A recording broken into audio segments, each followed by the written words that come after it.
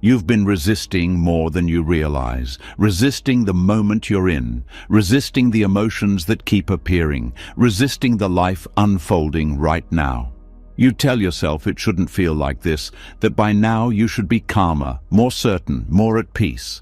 But if resistance were the answer, why does the same pain keep returning? Why does the mind feel exhausted from fighting? Why does peace always seem close yet unreachable? The truth is simple and ancient. What you stop resisting begins to teach you. Buddhist teachings have pointed to this for centuries, not through force or control, but through acceptance, through meeting reality exactly as it is. The Buddha taught that suffering doesn't come from pain alone. It comes from struggling against pain, from the mind saying no to the present moment, from clinging to what was and fearing what may come. When resistance ends, something quietly shifts. The mind softens, the heart opens, and insight begins to rise on its own.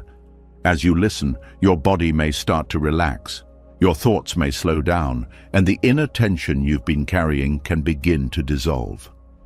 This isn't about giving up, and it isn't about becoming passive or weak. It's about seeing clearly and allowing life to reveal what it has been trying to show you all along. This isn't just something to hear, it's something to experience. What you stop resisting begins to teach you. Let's begin.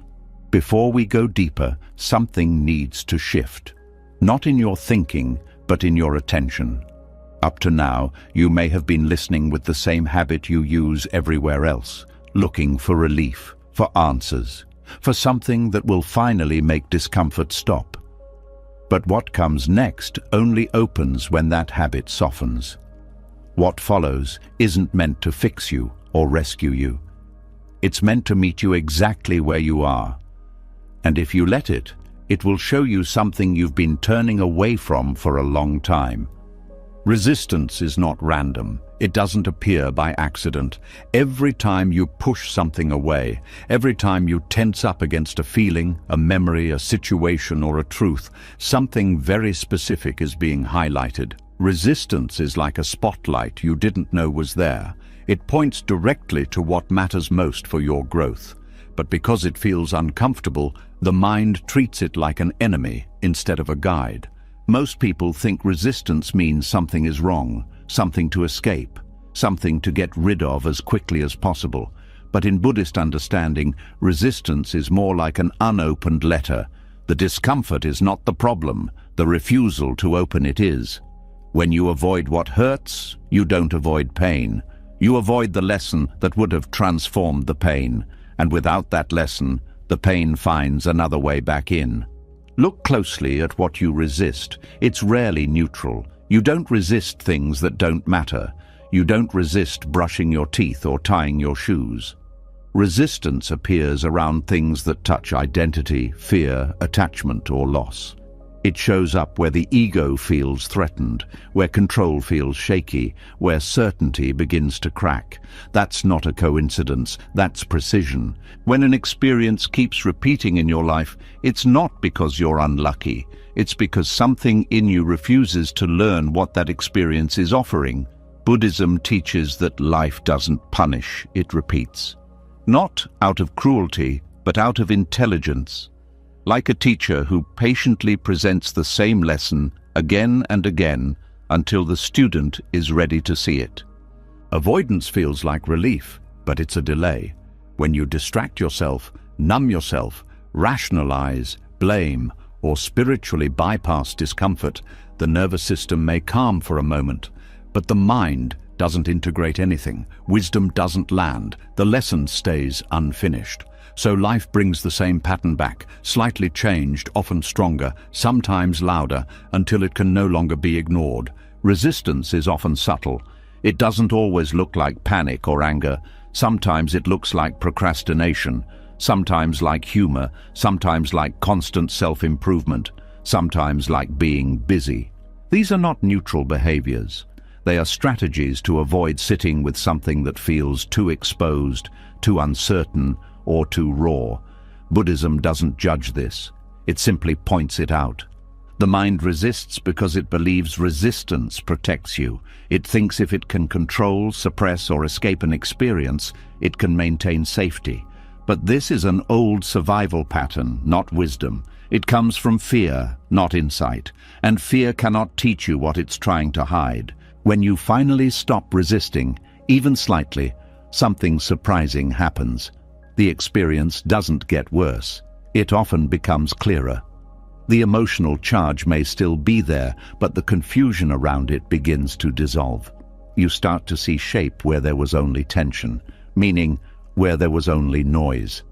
In Buddhism, this is called turning toward instead of turning away, not dramatizing, not analyzing endlessly, simply allowing the experience to be felt as it is, without commentary. This is where resistance transforms into instruction. The body relaxes enough to receive information. The mind quiets enough to understand. Every resisted experience carries a specific lesson because every form of resistance is connected to attachment. Attachment to control, attachment to self-image, attachment to certainty, attachment to comfort. When resistance appears, it's showing you exactly what you're clinging to. And clinging, not pain, is what creates suffering. For example, if you resist failure, the lesson is not about success. It's about identity. It's about who you think you are when things don't go your way. If you resist loneliness, the lesson is not about other people. It's about your relationship with yourself when no one is watching. If you resist uncertainty, the lesson is not about the future. It's about trust in the present. Avoidance delays wisdom because wisdom requires contact. You cannot learn the nature of fire by reading about it. You learn by feeling its heat, carefully, consciously. In the same way, emotional wisdom doesn't come from thinking your way out of pain. It comes from staying present long enough for the pain to speak. Pain has language, but resistance blocks your ability to hear it. When you tense against pain, you reduce sensitivity, you narrow perception, you go into defense. And defense is a closed position. Nothing enters, nothing teaches. This is why people say they've been through so much but still feel stuck. Experience alone doesn't mature you. Awareness does. You can live the same year 50 times and call it a lifetime. Or you can live one difficult moment fully and be changed by it. The difference is not strength, it's openness. Resistance also creates an internal split. One part of you feels something, another part rejects it. This fragmentation costs energy. It creates inner conflict. Buddhism calls this the second arrow. The first arrow is the pain itself. The second arrow is the resistance to it. And it's the second arrow that causes most of the suffering. When resistance drops, the second arrow disappears.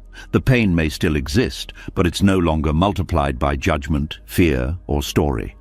In that space, something else becomes possible. Understanding, acceptance, sometimes even compassion for yourself. Resistance often comes with a demand, this shouldn't be happening. But reality doesn't respond to demands, it responds to alignment. When you stop arguing with what is, your energy returns. You're no longer fighting the current, you're learning how to move with it. This doesn't mean liking what happens. Acceptance in Buddhism is not approval. It's honesty. It's acknowledging what is already here without trying to manipulate it into something else.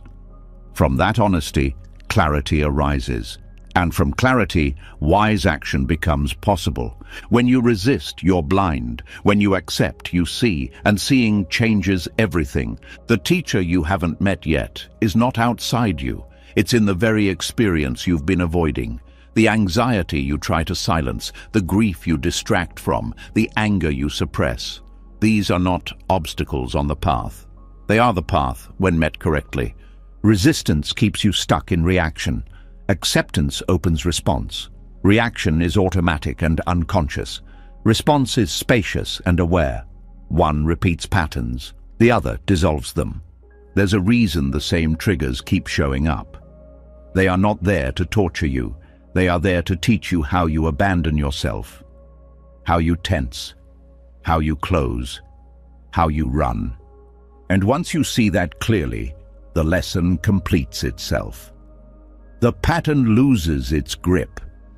Wisdom doesn't come from comfort, it comes from intimacy with experience, not dramatic intimacy, quiet intimacy. The kind that listens without interrupting, the kind that allows discomfort to unfold without trying to rush it away. Avoidance feels active, but it's passive in the deepest sense. It leaves life unchanged. Acceptance feels passive, but it's profoundly active. It reorganizes the mind. It integrates experience. It ends repetition. When you stop resisting, you don't become weaker. You become more precise. You waste less energy. You stop fighting shadows. You meet what's real. And what's real always has something to teach. This is why Buddhist practice doesn't promise a life without pain. It promises a relationship with pain that transforms it, not by force, not by denial, but by understanding.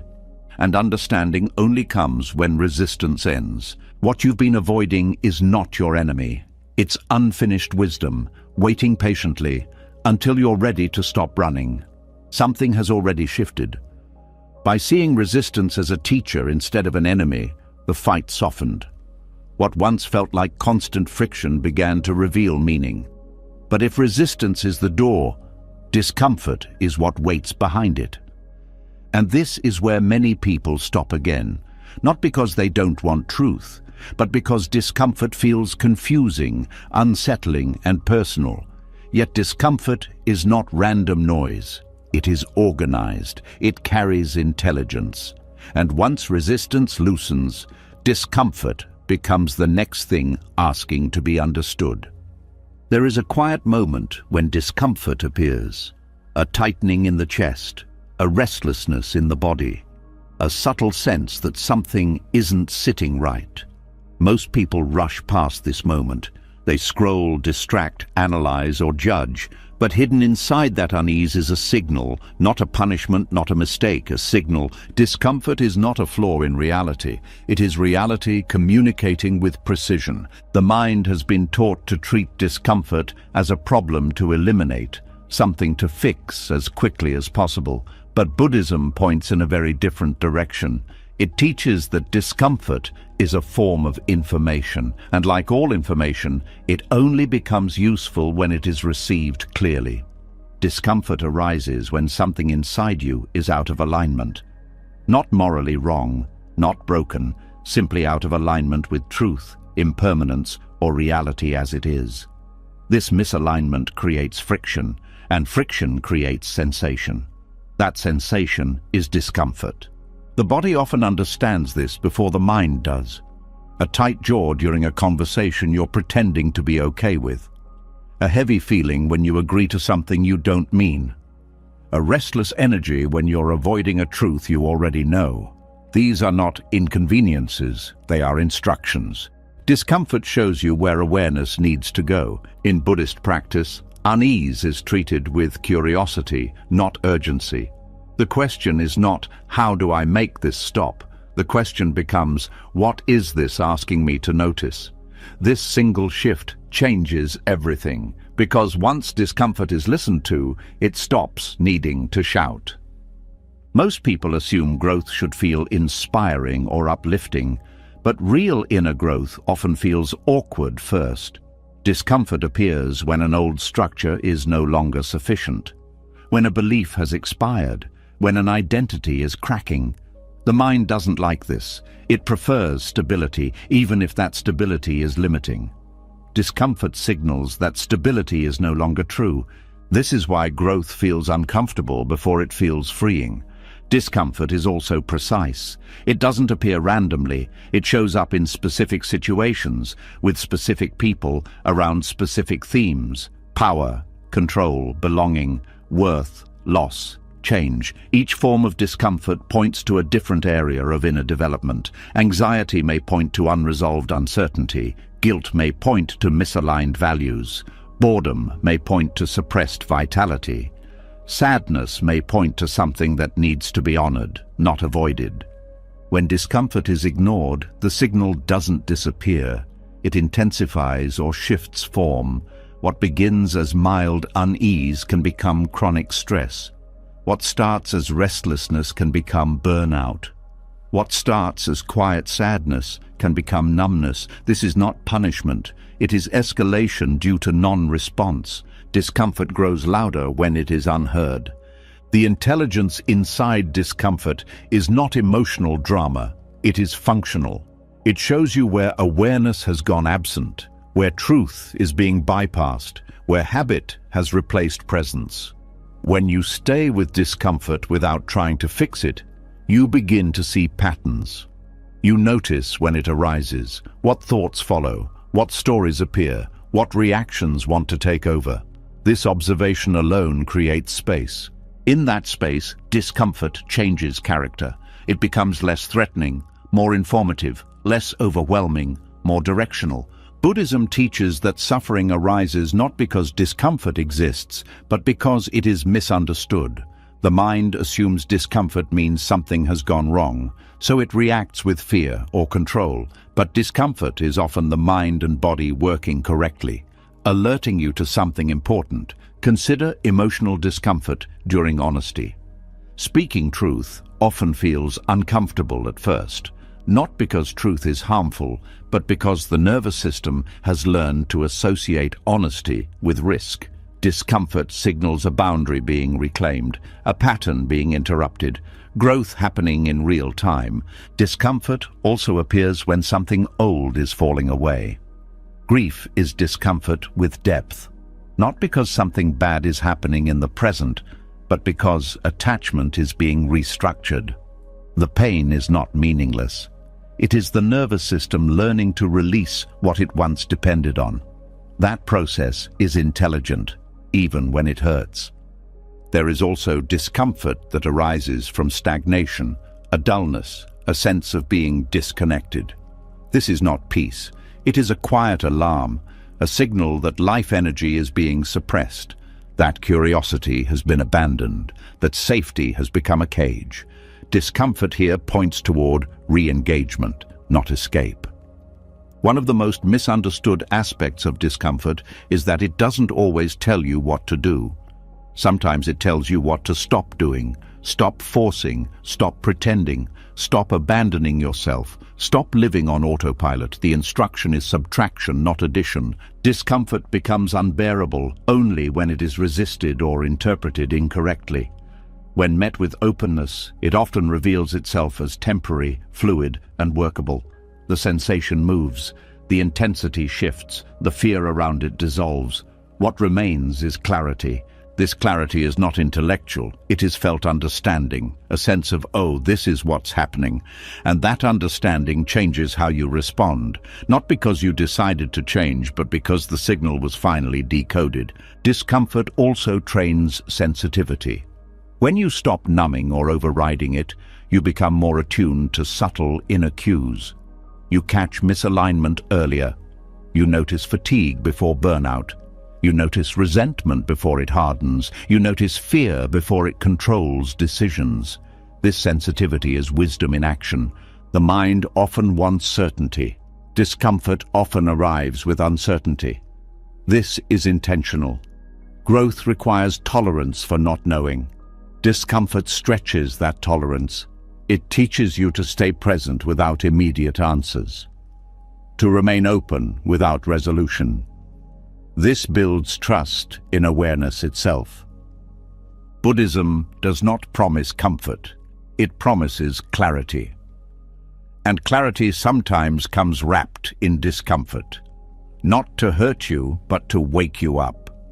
When discomfort is allowed, it completes its cycle. It delivers its message and leaves. When it is suppressed, it lingers, not because it wants attention, but because its function has not been fulfilled. Discomfort is not asking for obsession, it is asking for presence. This is why practices like mindfulness focus on sensation, not to dwell in pain, but to read it accurately. Sensation is the first language of experience. Thought comes later. When you learn to stay with sensation without interpretation, discomfort loses its threat and reveals its structure. There is intelligence in how discomfort arises and fades. It has timing. It has rhythm. It responds to attention. When you stop fighting it, it reorganizes naturally, often without effort. Discomfort also humbles the ego. It reminds you that control is limited, that life moves, that holding on creates strain. This humility is not weakness, it is realism, and realism is the foundation of peace. The most important shift is this: discomfort is not something happening to you, it is something happening for awareness. It is part of the learning system of being human. A feedback mechanism built into experience itself. When this is understood, discomfort is no longer feared. It becomes respected, not enjoyed, not sought out, but listened to. And once discomfort is listened to, it no longer needs to dominate. It has done its job. What once felt like an enemy becomes guidance. What once felt like noise becomes direction. What once felt like suffering becomes understanding. Discomfort was never the problem. Misreading it was. And as this understanding settles, something else becomes visible. A deeper layer beneath discomfort itself, a place where suffering is not about sensation, but about meaning, and that is where the next teaching waits. Something becomes clear after listening to discomfort instead of running from it. The unease no longer feels chaotic. Patterns begin to form. You start to notice that certain hardships don't just appear once and disappear. They return. They shape you. They stay long enough to change how you see yourself and the world. And this is where a deeper misunderstanding often lives. Many people believe suffering is proof that life is unfair or that they are being punished. But what if suffering is not random at all? What if it is structured? What if it is teaching you step by step? Suffering is usually treated as an error, something that went wrong, something that should not exist. But Buddhism offers a radically different view. It sees suffering as part of a learning process, not a moral judgment. Not a cosmic mistake, not bad luck. Suffering is the curriculum of being human, and like any curriculum, it follows causes and conditions. Nothing you experience comes out of nowhere. Every hardship arises because of conditions that came together over time. Habits, choices, beliefs, attachments, expectations. Even things you didn't consciously choose still arise within a web of causes. This doesn't mean blame, it means understanding, and understanding changes everything. Karma is often misunderstood as fate, as if your suffering is predetermined or deserved. But in Buddhism, karma is feedback. It simply means action and result, not punishment, not reward, feedback. When you touch a flame, your hand burns. Not because the flame is angry, but because heat has a natural effect. Suffering works the same way. It reveals how actions, reactions, and attachments produce results. This reframing is powerful. Because once suffering is seen as feedback, it stops feeling personal. It stops being an attack on your worth. It becomes information about how life works. And information can be learned from. Suffering shows you where reality and expectation collide, where you demand permanence from what changes, where you expect control over what moves freely, where you cling to comfort in a world defined by impermanence. Each form of suffering corresponds to a specific misunderstanding. Loss teaches impermanence. Frustration teaches limits of control. Disappointment teaches attachment to outcomes. Anxiety teaches fear of uncertainty. These are not abstract ideas. They are lived lessons. When suffering is resisted, it feels meaningless. When it is understood, it becomes purposeful. Not pleasant, but purposeful. It sharpens awareness. It strips illusions. It reveals what actually matters when everything else falls away. Think of how hardship reorganizes priorities. When life is easy, attention scatters. When suffering arrives, focus narrows. You see clearly what cannot be taken from you and what was never solid to begin with. This clarity is not accidental, it is part of the curriculum. Suffering also slows you down. It interrupts momentum, it forces reflection, it brings the unconscious to the surface. Painful experiences often reveal patterns you were too busy to notice, how you react under pressure, how you treat yourself when things fall apart, where you seek safety, where you abandon yourself. These insights rarely come from comfort. The mind often asks, "Why is this happening to me?" But this question assumes punishment. Buddhism replaces it with a more useful inquiry. What is this showing me? The first question leads to bitterness. The second leads to insight. Suffering repeats when lessons are incomplete, not because life is cruel, but because understanding hasn't yet landed. This is why similar hardships appear in different forms. Different relationships, same emotional pain, different jobs, same burnout, different stages of life, same fear. The outer details change, but the inner lesson remains the same until it is learned. Learning does not mean liking the lesson. It means integrating it. When a lesson integrates, the suffering no longer needs to return. Not because you mastered life, but because awareness changed the conditions that created it. Suffering also exposes false narratives. The story that you must always be strong, the belief that you should have everything figured out, the idea that vulnerability is weakness. Hardship dismantles these ideas because they cannot survive reality. This dismantling hurts, but it also frees. In Buddhism, suffering is not something to transcend quickly. It is something to understand deeply. Rushing past it misses the point. Spiritual bypassing turns suffering into another avoidance strategy. True practice stays with suffering long enough to hear what it teaches without drowning in it. There is a balance here. You don't obsess over suffering. You don't dramatize it. You meet it with attention. You observe its causes. You notice how the mind reacts. You see how attachment tightens or loosens. Over time, suffering reveals its structure, and once structure is seen, it loses its mystery. Suffering also builds compassion, not as an idea, but as a lived capacity. When you know pain intimately, you stop judging others so quickly. You recognize struggle beneath behavior. This doesn't excuse harm, but it deepens understanding. Compassion becomes grounded, not sentimental. The curriculum of suffering also teaches humility. It shows that intelligence, effort, and good intentions do not grant immunity from pain. This humility softens arrogance and opens connection. It reminds you that being human means being affected. One of the most important teachings hidden in suffering is this: you are not separate from conditions. You are part of a larger flow. When you fight this, suffering intensifies. When you understand it, resistance relaxes. You stop demanding that life conform to your preferences. You begin to cooperate with reality instead of opposing it. This cooperation does not mean passivity. It means skillful response. When feedback is understood, behavior adjusts naturally.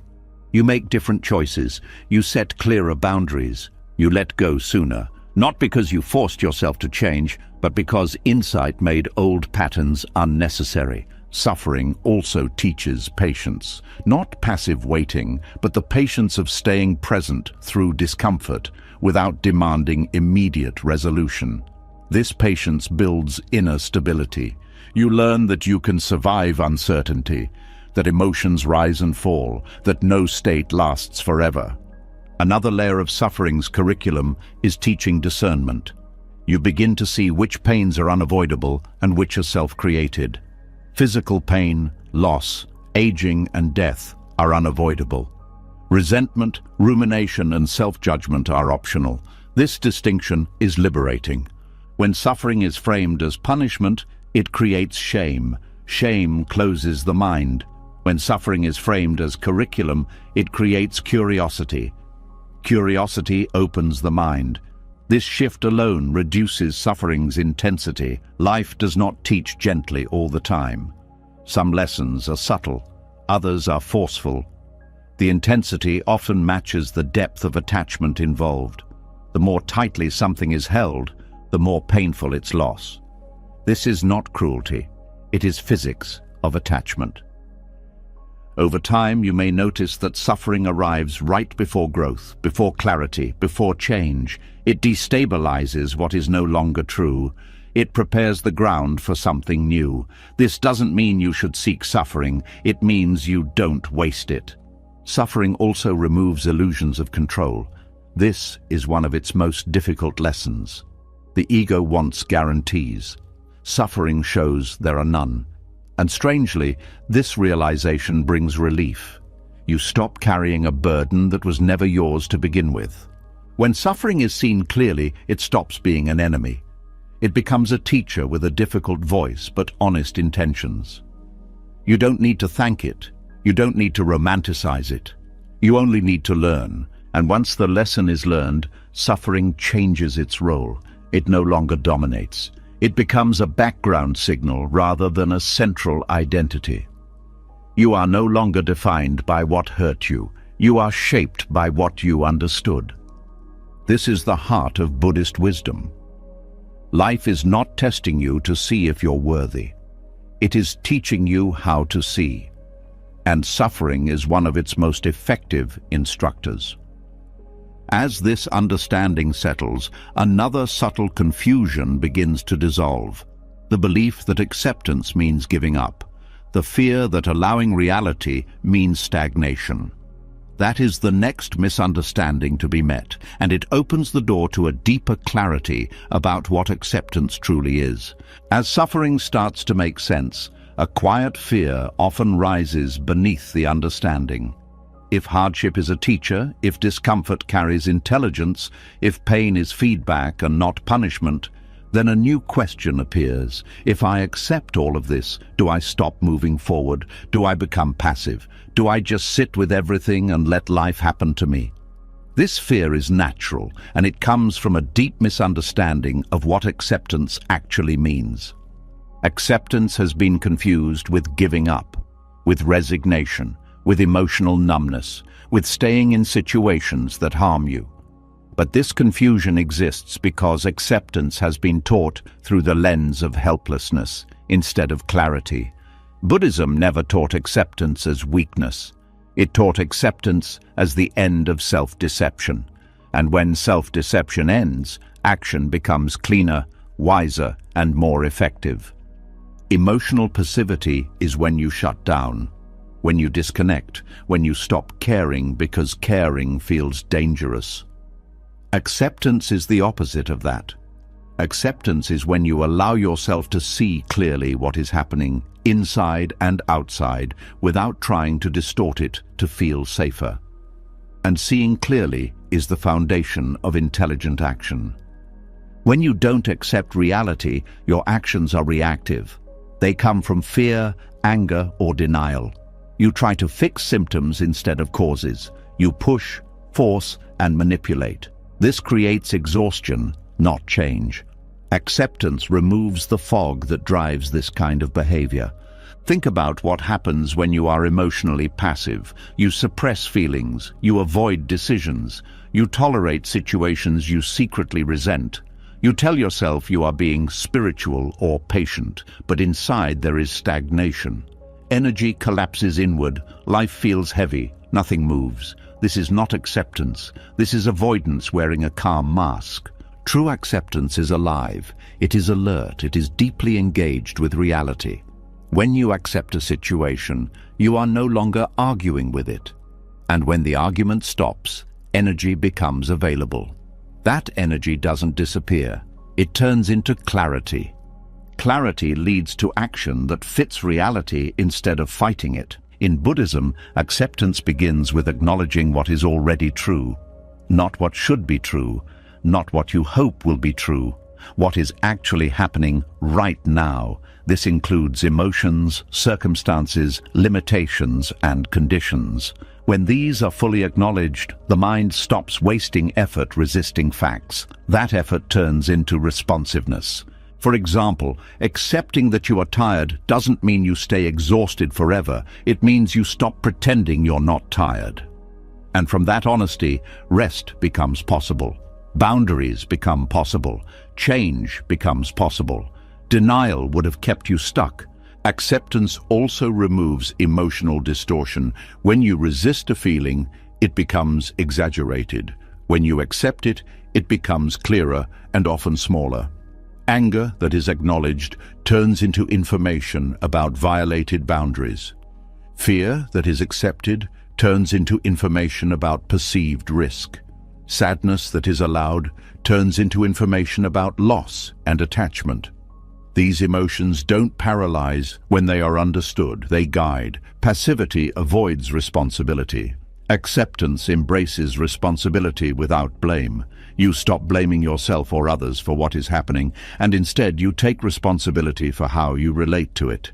This is a subtle but powerful shift. Responsibility here doesn't mean control. It means responsibility, the ability to respond appropriately. One of the strongest illusions is that resistance equals strength, that pushing harder will create change. But resistance often blinds you. It narrows attention. It creates tunnel vision. Acceptance widens perception. You see more options. You notice what actually works instead of what feels emotionally satisfying. Acceptance also brings timing into focus. When you resist, you act too early or too late. You rush decisions out of fear or avoid them out of discomfort. When you accept, timing becomes intuitive. You act when conditions are right. You wait when waiting is wise. This is not passivity, this is precision. There is also a misunderstanding that acceptance means tolerating harm. Buddhism does not teach staying in abusive situations or ignoring injustice. Acceptance means seeing harm clearly without denial, and seeing harm clearly is what allows skillful action. You leave, you speak, you protect, you change conditions. But you do so without hatred clouding judgment. Hatred feels active, but it often leads to self-destruction. Acceptance removes hatred from action, not action itself. This makes responses stronger, not weaker. Acceptance is also deeply connected to self-trust. When you stop fighting reality, you start trusting your ability to meet it. You learn that you can feel discomfort without collapsing.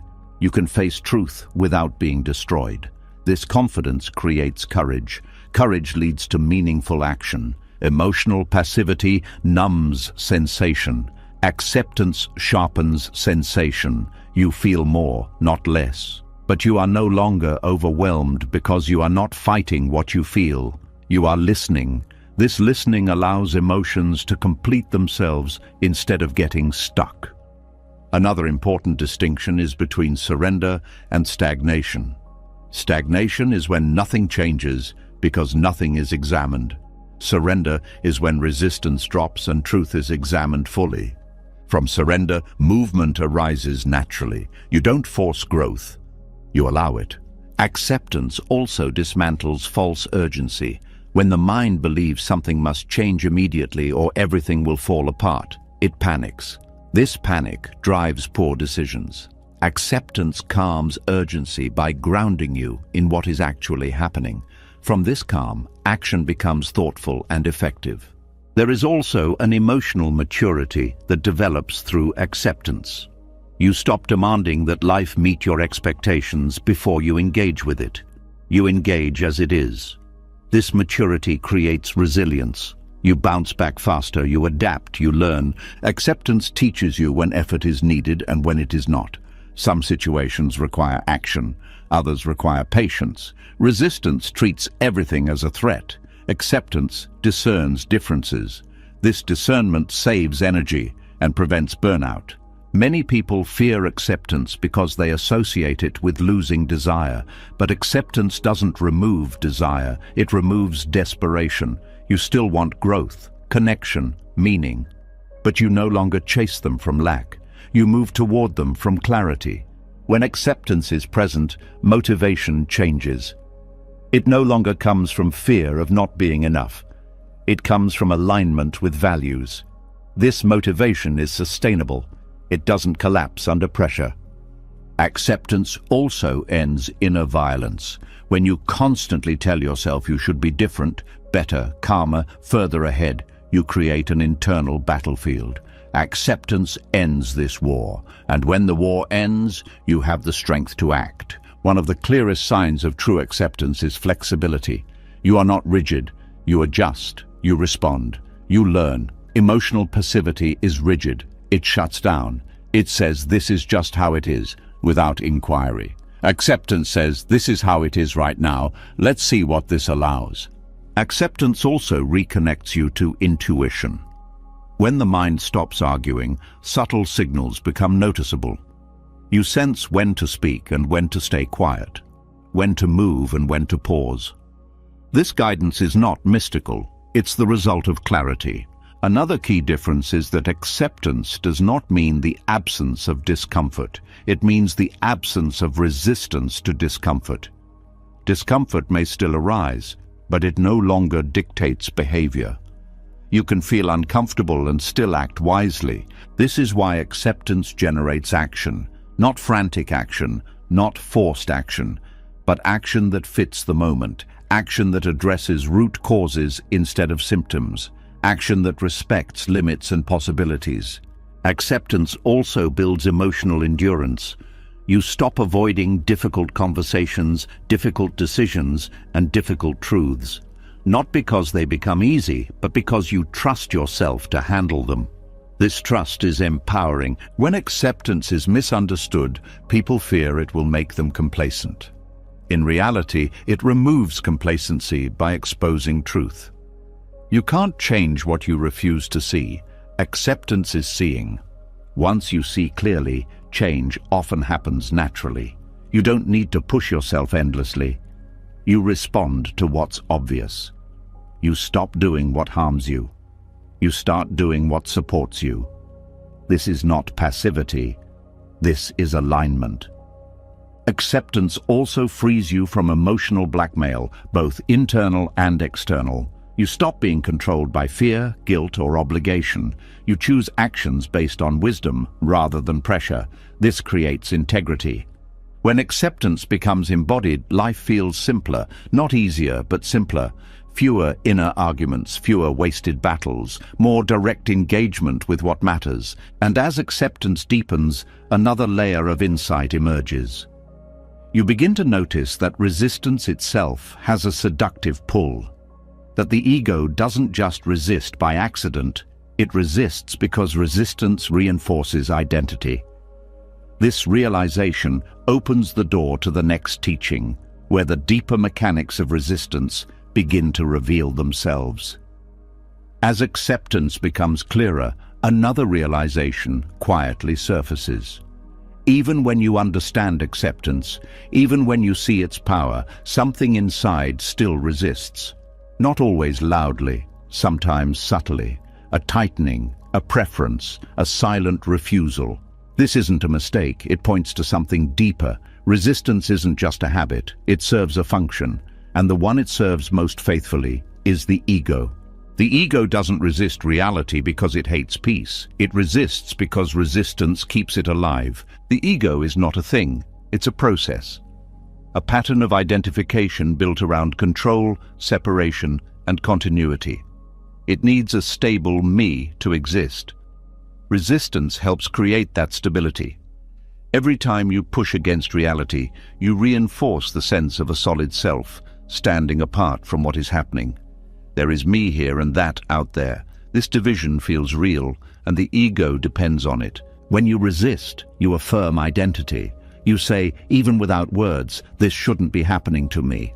That sentence contains an entire worldview, a fixed me, expectations, entitlement, continuity. Resistance becomes a way to defend the story of who you think you are. Acceptance threatens this story. If you fully accept what is, the boundary between me and experience softens. The ego feels this as danger, not because acceptance is harmful, but because it dissolves the illusion of control the ego relies on. Resistance gives the ego something to do, something to fight, something to manage. When life is fully accepted, the ego loses its job, and it doesn't go quietly. Control is one of the ego's favorite tools. Resistance creates the feeling of control even when none exists. Struggling against reality gives the impression of agency. At least I'm not giving in. But this is not real control. It's symbolic control, a posture, a stance. And the ego feeds on this posture. The ego also resists because resistance maintains identity through conflict. Without resistance, many identities collapse. The victim identity, the rebel identity, the fixer identity, the superior identity. These roles require opposition. They need something to push against. Acceptance removes the opponent, and with it, the role. This is why letting go can feel disorienting. It's not just habits dissolving, it's identity dissolving. The ego senses this and tightens its grip. It creates reasons to resist, stories, justifications, moral arguments, anything to keep the sense of self intact. Resistance also reinforces the illusion of permanence. When you resist change, you act as if things should stay the same. This supports the ego's deepest fear, impermanence. The ego depends on continuity, a stable self, a predictable world. Resistance is a way to deny change even as it happens. But reality is impermanent by nature. Everything moves, everything shifts. When the ego resists this truth, suffering increases. Not because change is painful, but because denial creates friction. The ego doesn't mind pain as much as it minds uncertainty. Pain can be integrated into identity. This is my struggle. Uncertainty cannot. Acceptance introduces uncertainty. It opens space. It removes guarantees. The ego interprets this as threat. Resistance also strengthens the sense of authorship. I am the one who decides. I am the one who controls. But much of life unfolds beyond personal control. Acceptance reveals this. Resistance hides it. The ego prefers illusion over humility. Another reason resistance is addictive is because it gives emotional intensity. Anger, frustration, righteousness. These emotions feel energizing. They create momentum. The ego mistakes this energy for power, but it's reactive energy. It burns quickly and leaves exhaustion. Acceptance feels quieter, less dramatic. This quiet can feel like emptiness to the ego. Without drama, without struggle, without tension, the ego feels unseen, unneeded. So it creates new reasons to resist. Resistance also allows the ego to avoid vulnerability. Acceptance requires openness. It requires allowing experience to touch you fully. Resistance creates armor. That armor feels safe, but it blocks connection. The ego prefers safety to truth. Notice how resistance often appears just before surrender, just before insight, just before peace. This is not coincidence. The ego senses dissolution approaching and responds with urgency. Doubt, fear, distraction, anything to pull you back into identification. The ego also uses resistance to reinforce moral superiority. I shouldn't have to accept this. This is wrong. Sometimes this is true at a practical level, but internally the resistance often masks a deeper need to be right, to stand above reality instead of within it. Acceptance removes this hierarchy. It doesn't say everything is okay, it says everything is happening. From that clarity, ethical action can arise without ego reinforcement. Resistance also strengthens the illusion of a separate self over time. Each resisted moment is stored as memory. Memory becomes narrative. Narrative becomes identity. This is who I am because of what I've been through. Acceptance loosens the grip of narrative. The ego resists that loosening. The addiction to resistance is subtle because it masquerades as self-protection. The ego says it's keeping you safe. But what it's really protecting is its own continuity. It confuses identity with survival. Buddhism does not ask you to kill the ego, it asks you to see it clearly. When seen clearly, the ego loses its authority. Resistance becomes optional instead of automatic. When you begin to notice resistance without acting on it, something interesting happens. The urge weakens, not because you forced it to stop, but because it no longer serves its purpose. Awareness exposes the addiction. You start to see how often resistance arises unnecessarily, how much energy it consumes, how little it actually solves. This seeing is not judgment, it's insight, and insight dissolves compulsion. Acceptance feels threatening only when identity is rigid. As identity softens, acceptance feels relieving. You no longer have to defend an image. You no longer have to maintain control. You can respond instead of react. This doesn't mean the ego disappears. It becomes functional rather than dominant. It serves practical needs instead of dictating reality. Resistance loses its addictive pull. The illusion of permanence also begins to crack. You see that change doesn't erase you. It reshapes experience. You survive uncertainty. You survive letting go. This realization weakens the ego's grip more than any effort could. Resistance thrives on unconsciousness. Acceptance thrives on awareness. When awareness increases, resistance has nowhere to hide. It becomes transparent, and transparent things lose power. As resistance loosens, something else becomes possible. Pain itself begins to change. Not because pain disappears, but because it is no longer filtered through ego defense. This marks another turning point. Pain stops being an enemy and starts becoming instruction in a more direct way. And that shift leads to the next teaching, where pain itself reveals a different role when met without resistance. As resistance loosens and the ego's grip weakens, pain no longer arrives the same way. It still appears, but something fundamental has changed. The tension around it softens. The urgency to escape fades. What once felt like an emergency begins to feel like a signal. This is a quiet turning point, and many miss it because they're still waiting for pain to disappear. But something far more important happens instead. Pain begins to speak. Pain hurts most when it is negotiated with. When the mind bargains, argues, pleads, or demands that pain be different, the nervous system tightens. This tightening amplifies sensation. It adds layers of fear, resistance, and story. But when pain is met with awareness instead of negotiation, the structure of the experience changes from the inside.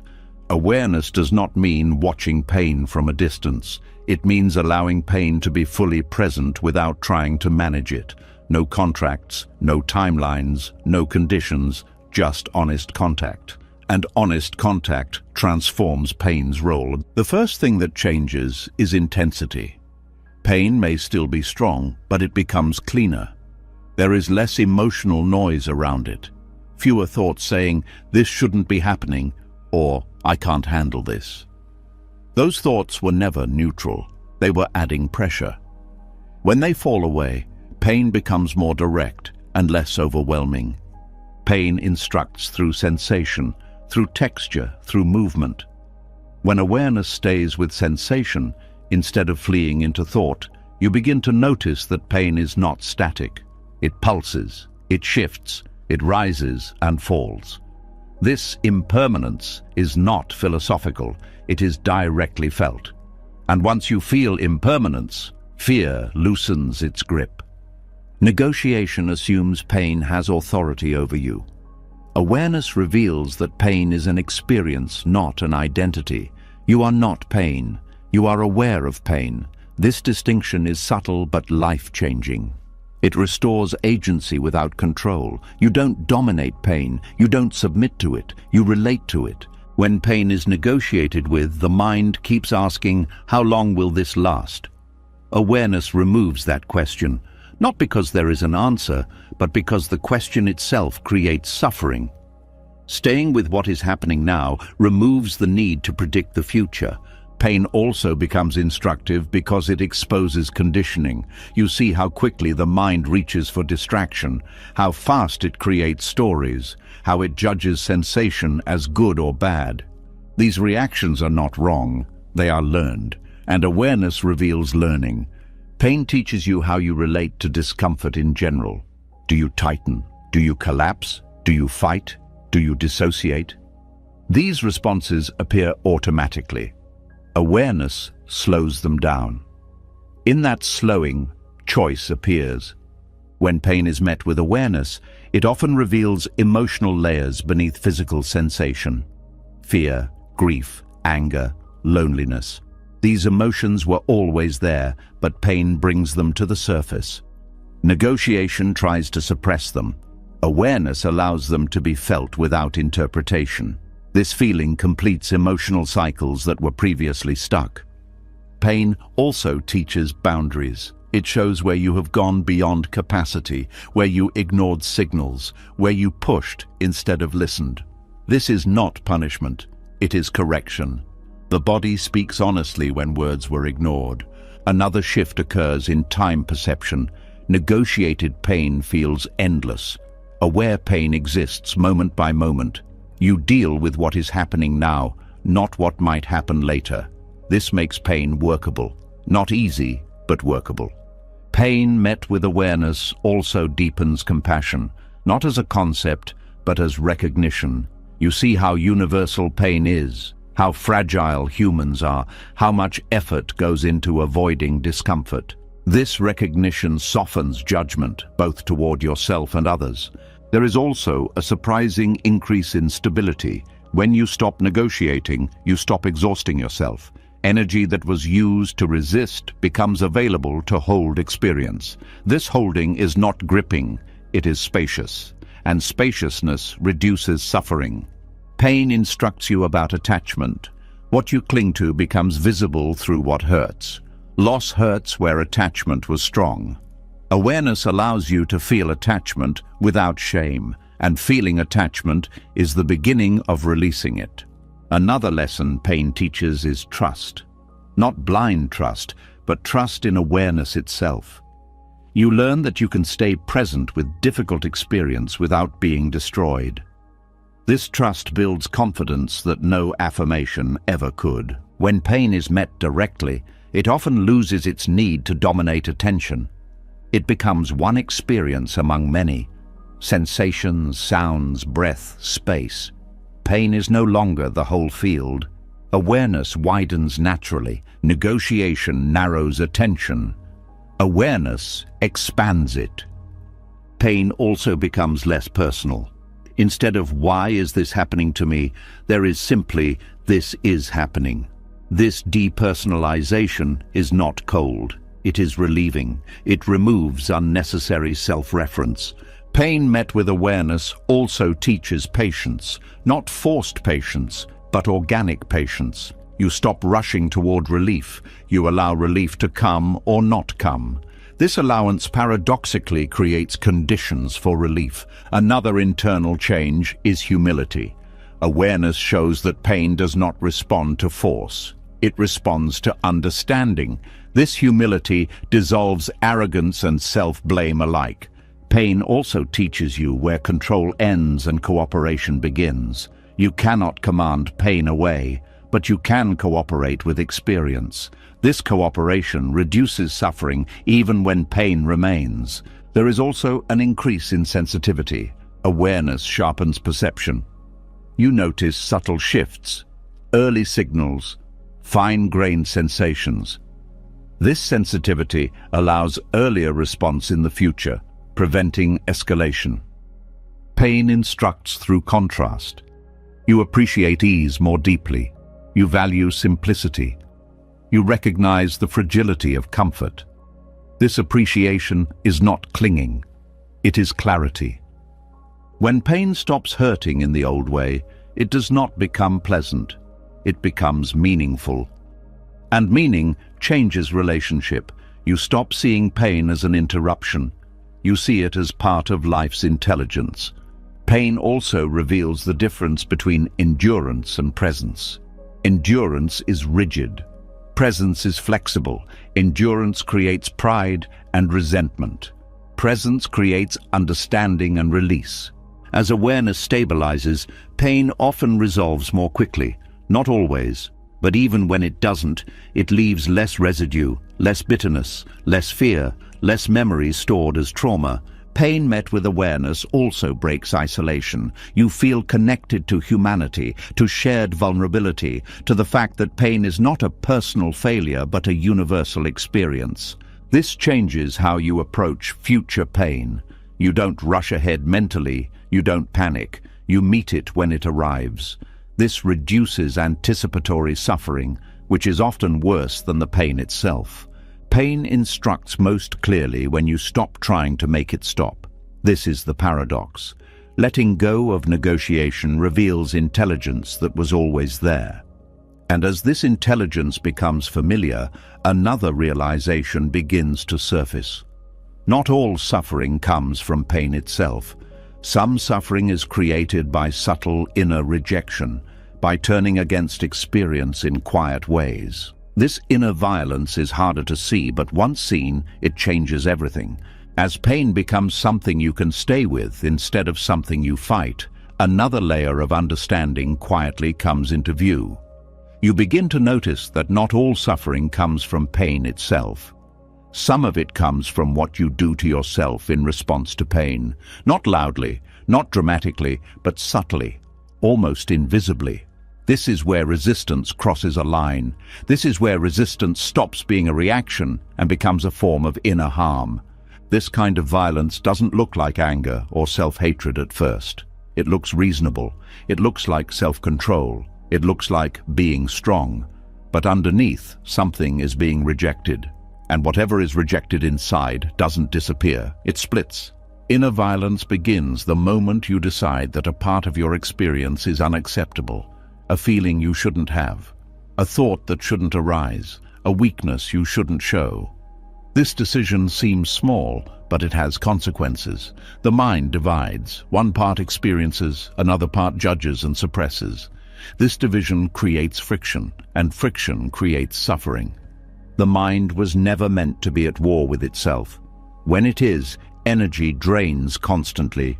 You feel tired even when nothing has happened. Heavy even when life looks fine. This exhaustion doesn't come from circumstances, it comes from internal conflict. Subtle resistance sounds like quiet self-talk. Get over it. This is stupid. You shouldn't feel this way. These phrases are rarely questioned. They sound practical, but they carry rejection. They tell part of you that it does not belong. Over time, this creates fragmentation. Fragmentation means your experience is no longer whole. Emotions go underground, sensations tighten, thoughts loop. You may not even know what you're feeling anymore, only that something feels off. This confusion is not random. It's the result of pushing parts of yourself away. Buddhism teaches that suffering multiplies when the mind adds layers to experience. Pain is one layer. Judgment is another. Self-rejection adds a third. Each layer increases intensity. Each layer moves you further from clarity. When resistance becomes violence, it often hides behind productivity. You keep moving, you stay busy, you stay functional. But inside, something is being ignored, and ignored experiences don't dissolve, they accumulate. This accumulation shows up as tension in the body, tight shoulders, shallow breathing, clenched jaw. These are not physical habits alone, they are signals of inner refusal. The body holds what the mind rejects. Another form of inner violence is comparison, measuring your inner world against an imagined standard. Others handle this better. I should be more evolved. This comparison turns experience into a competition, and no one wins. The moment you turn against your own experience, trust breaks.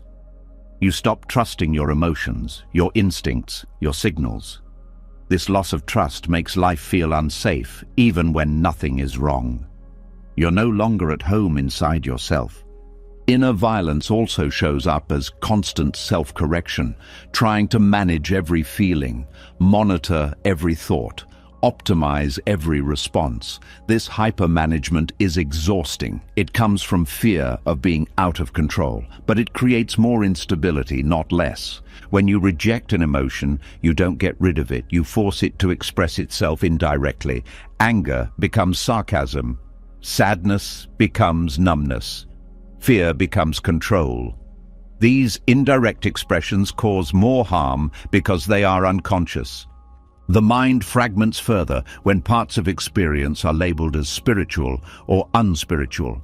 Calm is allowed. Grief is not. Peace is praised. Anger is suppressed. This hierarchy creates inner conflict. Buddhism does not teach selective acceptance. It teaches wholeness. Violence against the self also includes abandoning yourself in moments of difficulty. You minimize your pain. You invalidate your struggle. You push yourself when rest is needed. This abandonment hurts because it mirrors external neglect, but now it comes from within. The most painful aspect of inner violence is that it often goes unnoticed. You think suffering is coming from outside, from circumstances, from other people, but a large portion is being generated internally through resistance. This doesn't mean you are to blame. These patterns are learned, often early, often as survival strategies. They once protected you, but now they cost more than they give. When resistance turns inward, the mind loses coherence. Thoughts feel scattered, emotions feel confusing, decisions feel harder. This is fragmentation in action. You are pulling yourself in opposite directions. Healing begins not by fixing these parts, but by allowing them to exist. When a rejected part is allowed back into awareness, integration begins. Integration reduces suffering because energy is no longer split. Inner violence ends the moment you stop arguing with your experience, not approving, not indulging, just allowing. This allowance doesn't make emotions stronger, it makes them honest. Honest emotions move. Suppressed emotions stagnate. Another form of subtle violence is demanding explanation before allowing feeling. Why do I feel this way becomes a condition for permission, but emotions don't need justification, they need space. When space is given, emotions reveal their nature. They peak, they shift, they dissolve. This natural process is blocked by resistance. Inner rejection also affects relationships. When you reject parts of yourself, you react strongly when others express those same parts. What you suppress internally becomes intolerable externally. This creates conflict that seems interpersonal but is rooted inward. Violence against the self also includes spiritual pressure. Trying to be calm too quickly, trying to transcend too soon, trying to accept before understanding. This pressure bypasses healing. It creates spiritualized suppression. True acceptance is gentle. It doesn't force transformation. It allows understanding to arise naturally. Violence rushes. Acceptance waits. The mind often fears that if it allows everything, it will lose structure. But structure built on suppression is fragile. Structure built on awareness is flexible. Integration strengthens stability. When inner violence stops, there is relief. Not dramatic, quiet. A sense of being whole again. You no longer feel split between what you feel and what you think you should feel. This wholeness reduces suffering immediately, not because pain disappears, but because it is no longer multiplied by rejection. There is also a return of curiosity. When you stop fighting yourself, you can explore experience again. You become interested instead of defensive. This curiosity is healing. Inner violence thrives on urgency. Acceptance slows things down. Slowing down reveals that most inner conflict is unnecessary. You were never in danger from your own feelings. The moment resistance becomes violence is the moment compassion is needed most. Not as an idea, but as a stance. Compassion says, this too belongs. And belonging heals fragmentation. When you allow yourself to be whole, even with discomfort, suffering loses its edge. It no longer feeds on division. It no longer echoes endlessly. When the inner war quiets and the mind stops turning against itself, something unexpected becomes possible. Feelings that were once pushed away no longer feel as threatening. They don't disappear, but they stop arriving as enemies. They wait, they linger, and if you stay present, they begin to reveal something else entirely. This is where many people hesitate, because what comes next involves emotions that were never meant to be welcomed. Yet, these emotions have been knocking for a long time, not to harm you, but to guide you. Unpleasant emotions are often treated as obstacles. Fear is seen as weakness, grief as something to move past, envy as something shameful, boredom as something to escape. From a Buddhist perspective, this misunderstanding keeps people stuck. These emotions are not blocks on the path, they are signs pointing directly toward it. Every emotion carries information. Pleasant emotions tell you when things feel aligned. Unpleasant emotions tell you when something important is being ignored. They are not mistakes in the system. They are part of the system. When listened to, they lead to clarity. When rejected, they create confusion. Fear is one of the most misunderstood messengers. Most people think fear exists to stop them. In truth, fear exists to show where attachment lives. Fear arises when something you depend on feels threatened. Safety, identity, certainty, control. When fear appears, it highlights exactly what you are clinging to. Without fear, attachment stays invisible. When fear is resisted, it grows sharper. The body tightens, the mind spirals. Fear becomes overwhelming because it is treated as danger rather than information. But when fear is met with awareness, its message becomes clearer. It shows the edge of growth, the place where something familiar is ending and something unknown is beginning. Fear does not mean stop.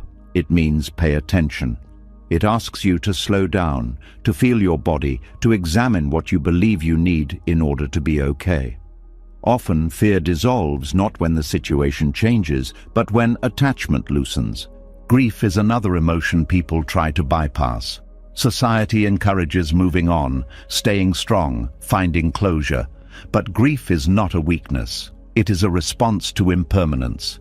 It arises because you loved, because you cared, because something mattered deeply. Grief teaches impermanence in a way no concept ever could. When grief is avoided, it turns heavy and unresolved. It leaks into the present. It dulls joy. It hardens the heart. But when grief is allowed, it becomes tender. It softens you. It deepens empathy.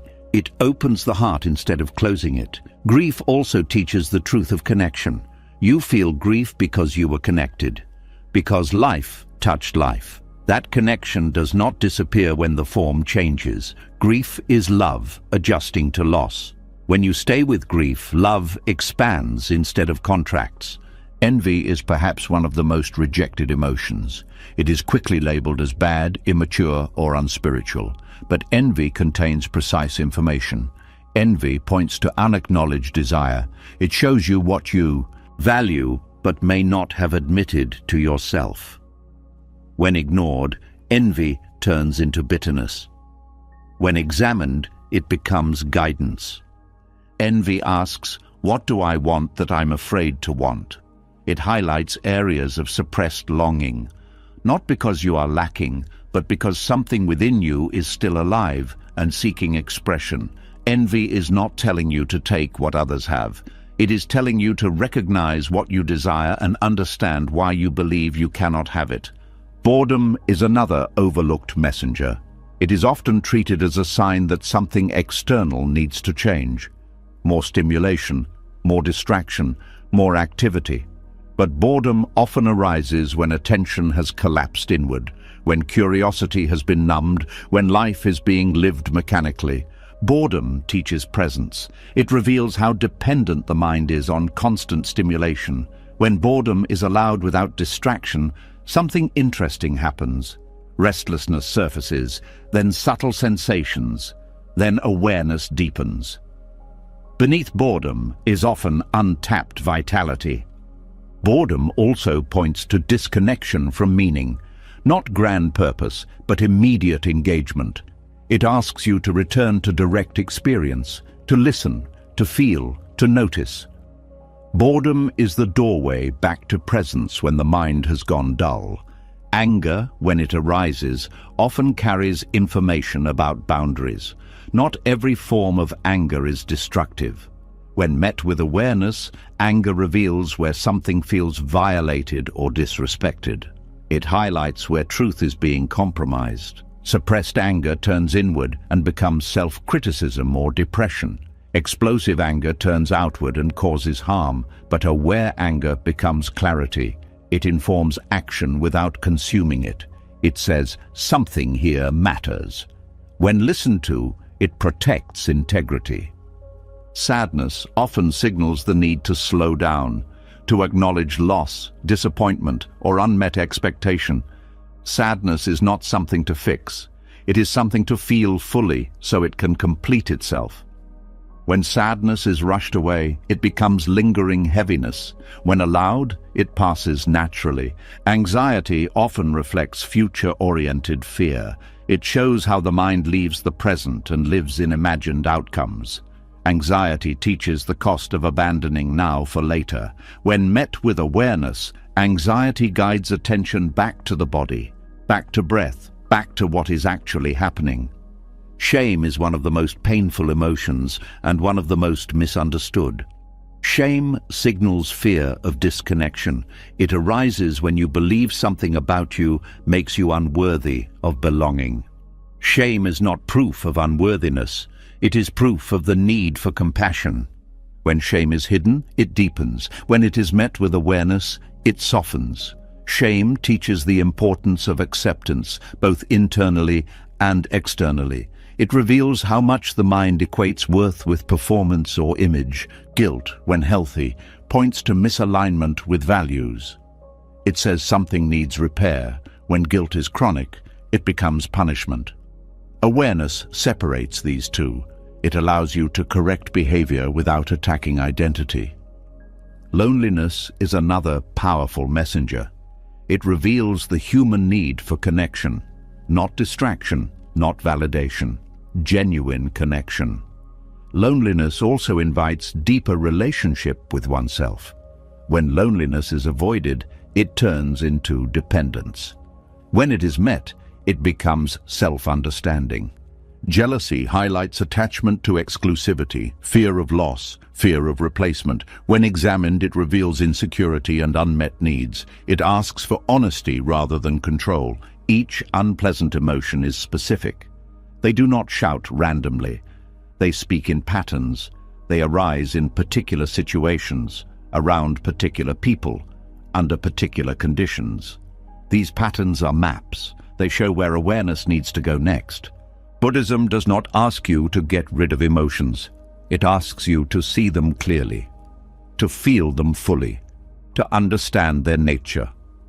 When emotions are understood, they lose their grip. Unpleasant emotions are not signs of failure on the path.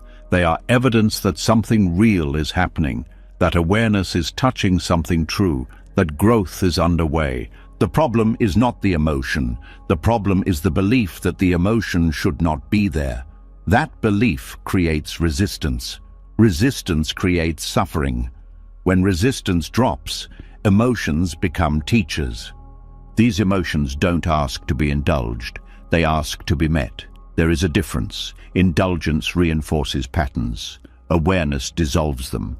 When you allow unpleasant emotions without story, without judgment, without urgency, they reveal their structure. You see where they begin, how they move, when they end. This seeing brings freedom. Over time, you stop fearing emotions, not because they disappear, but because you trust yourself to meet them. This trust is the beginning of inner stability. As you learn to listen to these messengers, life becomes more coherent. Fewer surprises, less confusion, more understanding. You are no longer fighting your own signals. When emotions are no longer pushed away and their messages begin to make sense, something else becomes impossible to ignore. Life does not only teach through feelings, it teaches through events, through timing, through collapse, through moments when plans fall apart and effort seems to lead nowhere. These moments are often labeled as failures, as mistakes, as signs that something has gone wrong. But from a deeper view, these moments are not interruptions on the path. They are the path revealing itself more clearly. There is a strange honesty in things going wrong. Success is smooth. It flatters the ego. It confirms existing beliefs. It rarely asks deep questions. When things go right, you tend to move forward without looking too closely. You enjoy the result and assume you understand the process. But when things fall apart, attention sharpens. You stop, you look, you question. Breakdown forces contact with reality in a way comfort never does. This is why breakdowns often teach faster and deeper than peace. When something fails, illusions are exposed. Assumptions you didn't know you were living by suddenly collapse. You realize what you were relying on without awareness. Control, stability, approval, predictability. When those supports disappear, you see what remains. This seeing is not gentle, but it is precise. Buddhism speaks of dharma as truth, law, or the way things are. The dharma of things going wrong is the truth revealed when resistance no longer works, when effort fails, when strategy collapses, when the mind runs out of answers. In these moments, reality teaches directly. Breakdowns remove distraction. When life is working, the mind is busy maintaining momentum. When life breaks, momentum stops. Silence enters, and in that silence, deeper truths surface. One of the clearest teachings that comes from things going wrong is impermanence. Success creates the illusion of continuity. Breakdown shatters it. You see clearly that no state is guaranteed, no role is permanent, no structure is stable. This is not meant to create despair. It is meant to create freedom from false security. Another teaching revealed in breakdown is humility. When plans fail despite effort, intelligence, or good intentions, the ego loses its claim to control. This can feel humiliating at first, but humility is not humiliation. Humility is alignment with reality. It brings relief. You stop carrying responsibility for outcomes that were never fully yours. Things going wrong also expose attachment to outcome. You realize how much of your peace depended on specific results. When those results don't arrive, suffering spikes. This suffering is not caused by failure. It is caused by attachment. Breakdown makes this visible. Breakdowns also clarify values. When something falls apart, you quickly see what truly matters, what you miss, what you grieve, what you fight to restore.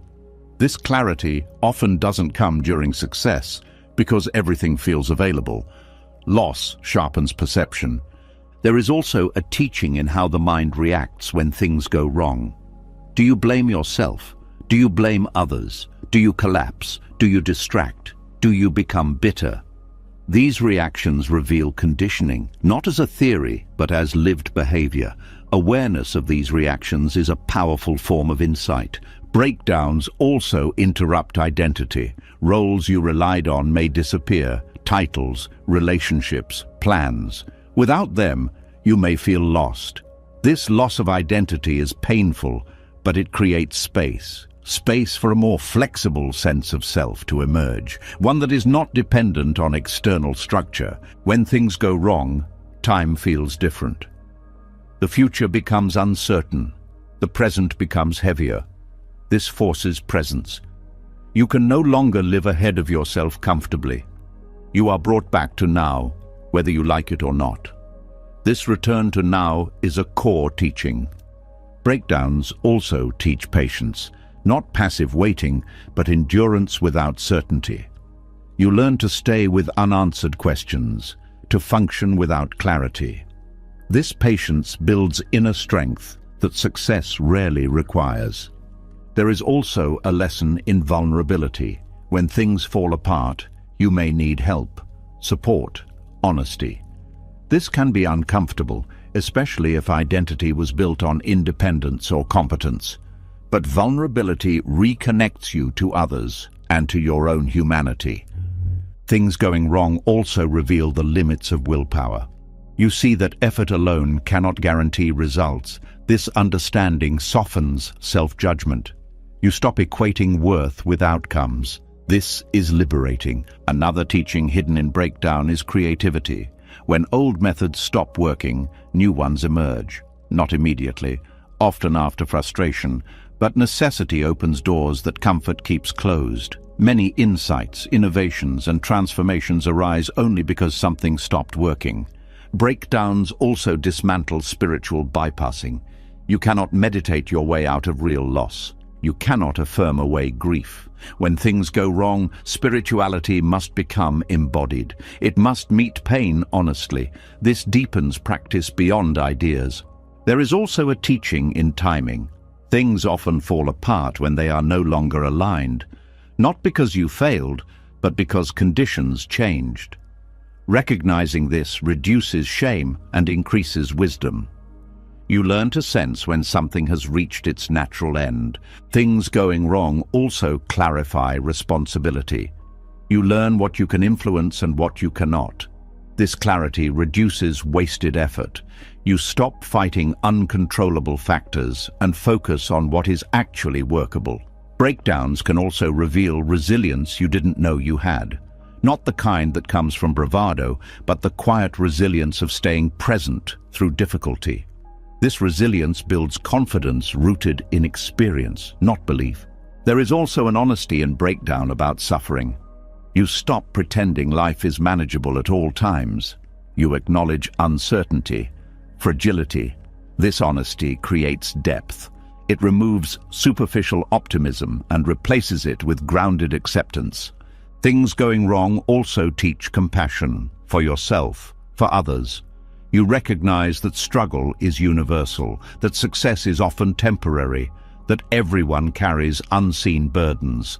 This recognition softens judgment. Breakdowns expose how much identity was invested in things working.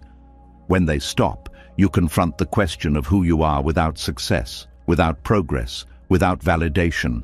This question is uncomfortable, but it leads to a more stable sense of self. Another teaching is simplicity. When complexity collapses, what remains is often simple: breath, body, presence, connection. This simplicity is not deprivation, it is clarity. Things going wrong also slow you down enough to notice what was always there. Sensations, emotions, relationships. Life becomes less abstract and more immediate. This immediacy is fertile ground for insight. Breakdowns are also honest teachers because they don't negotiate. You can't argue with collapse, you can't reason your way out of loss. This forces surrender, not as defeat, but as realism. When surrender happens, energy returns. You stop fighting reality. You begin working with it. This shift often marks the turning point where suffering begins to transform. Things going wrong also reveal that peace does not come from circumstances aligning. It comes from relationship to circumstances. This realization is foundational. It changes how you meet future challenges. Breakdowns teach discernment. You learn which battles matter, which attachments are worth examining, which expectations were unrealistic. This discernment prevents repeated suffering. There is also a teaching in grief that follows breakdown. Grief honors what was real, what mattered. Allowing grief deepens connection to life rather than numbing it. Things going wrong also create honesty in communication. You stop performing, you speak more directly. This honesty strengthens relationships that can hold it and reveals which ones cannot. Breakdowns are often where spiritual understanding becomes embodied. Ideas are tested, concepts meet reality. What survives is what's real. What falls away was never integrated. The dharma of things going wrong is not that life is cruel. It is that life is truthful. It reveals what comfort hides. It teaches what ease delays. When you stop seeing breakdowns as detours and start seeing them as instruction, suffering changes shape. It no longer feels meaningless. It feels difficult but coherent. Something deep has already been proven. When life breaks down, it doesn't only hurt, it reveals. It strips away the comfortable stories and leaves you face to face with what's real. And once you've seen that breakdowns carry dharma, you start noticing something even more precise than events. You start noticing the exact places inside you that still tighten, still argue, still refuse. Those places are not random flaws. They are signals. They are the fingerprints of attachment.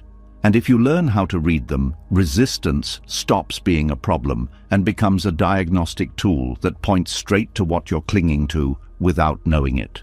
There's a particular kind of discomfort that doesn't come from life itself, but from your need for life to be different. It can be small, a delay, a message left unread, someone disagreeing with you, a plan changing, a body feeling tired, a mood dropping. The mind reacts before you even notice. A tightening, a no, a subtle demand. That reaction is not just emotion. It's attachment revealing itself. Resistance is the body language of clinging. Most people think attachment means wanting nice things or loving someone too much. But in Buddhist teaching, attachment is deeper. It's the inner grip that says, I need this to be a certain way for me to be okay. It's the demand hidden inside preference. It's dependence disguised as desire. It's the belief that peace must be earned through controlling the world. Resistance shows you where that belief lives. If you want to know what you're attached to, don't look at what you say you value. Look at what you can't accept. Look at what makes you tense. Look at what triggers the urge to control, fix, avoid, or prove. Resistance is honest. It tells the truth faster than your self-image does.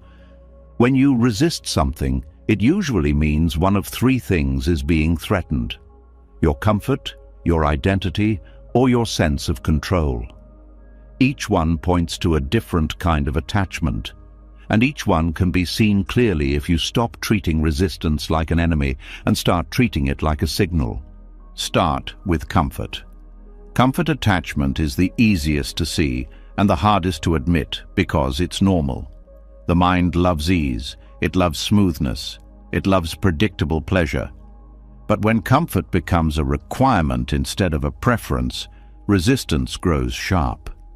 Small inconveniences feel personal. Minor stress feels unbearable. The mind starts bargaining with reality like it's negotiating with a rude cashier. This shouldn't be happening. Not today. Why now? That is comfort attachment speaking. Comfort attachment is not wrong, it's just a condition, and seeing it is freedom because it stops running your life in secret. When you notice resistance to discomfort, you begin to see how often your choices are shaped by avoidance, not because you're weak, but because the mind has learned to equate discomfort with danger. This is where practice begins, separating discomfort from danger. The body can learn that difficulty is survivable. And when it learns that, comfort attachment loosens without force.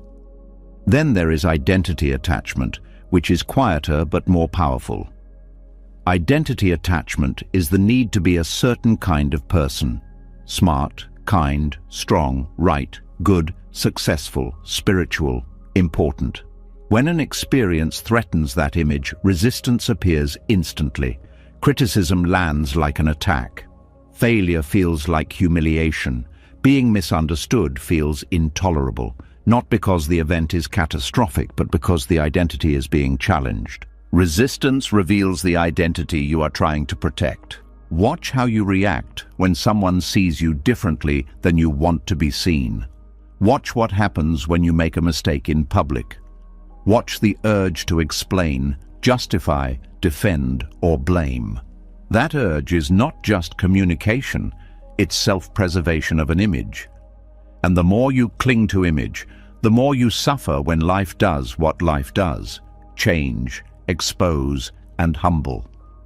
This is why resistance is such a useful diagnostic tool. It shows you exactly where your self-worth is conditional.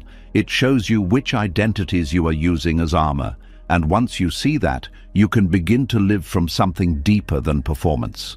Then there is control attachment. Control attachment is the mind's constant need to manage outcomes, to predict, to guarantee, to secure. This attachment creates resistance to uncertainty. Even good uncertainty can feel stressful because it removes the illusion of knowing. Control attachment often hides behind planning, overthinking, and being responsible, but the emotional signature is clear. Tension when the future is not locked in. Resistance to uncertainty reveals attachment to certainty. Notice how the mind behaves when you don't know what will happen. It creates scenarios. It tries to solve problems that haven't arrived. It rehearses conversations that may never occur. It scans for threats. This scanning is not intelligence, it's attachment. It's the belief that peace comes from knowing. Buddhism points out that certainty is not a stable home. Everything changes. So the mind's addiction to certainty creates a constant fight with the nature of life. That fight is resistance. And the more you fight uncertainty, the more anxious you become. The path is not gaining perfect control. The path is learning to stay steady inside, not knowing. Here is where resistance becomes a mirror. It reflects your hidden contract with life. The contract says, "I will be okay if life obeys." But life doesn't sign that contract. Life moves. So resistance is what happens when your contract is violated. Seeing this is not depressing, it's liberating, because you stop negotiating with a contract that was never real. Resistance also reveals attachment to emotional states. Many people are attached to being calm, happy, motivated, or inspired. They treat these states like proof that life is going well. When a negative emotion arrives, resistance appears. I shouldn't feel this. I'm going backwards. I'm failing. This is attachment to a mood. It turns the mind into a weather controller, and the weather cannot be controlled. When you resist sadness, sadness becomes heavier. When you resist fear, fear becomes panic. When you resist boredom, boredom becomes restlessness. But the deeper issue is not the emotion. It's the attachment to a preferred inner climate.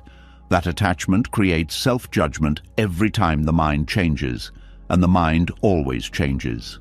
Resistance reveals what you demand from yourself emotionally. This is an important diagnostic.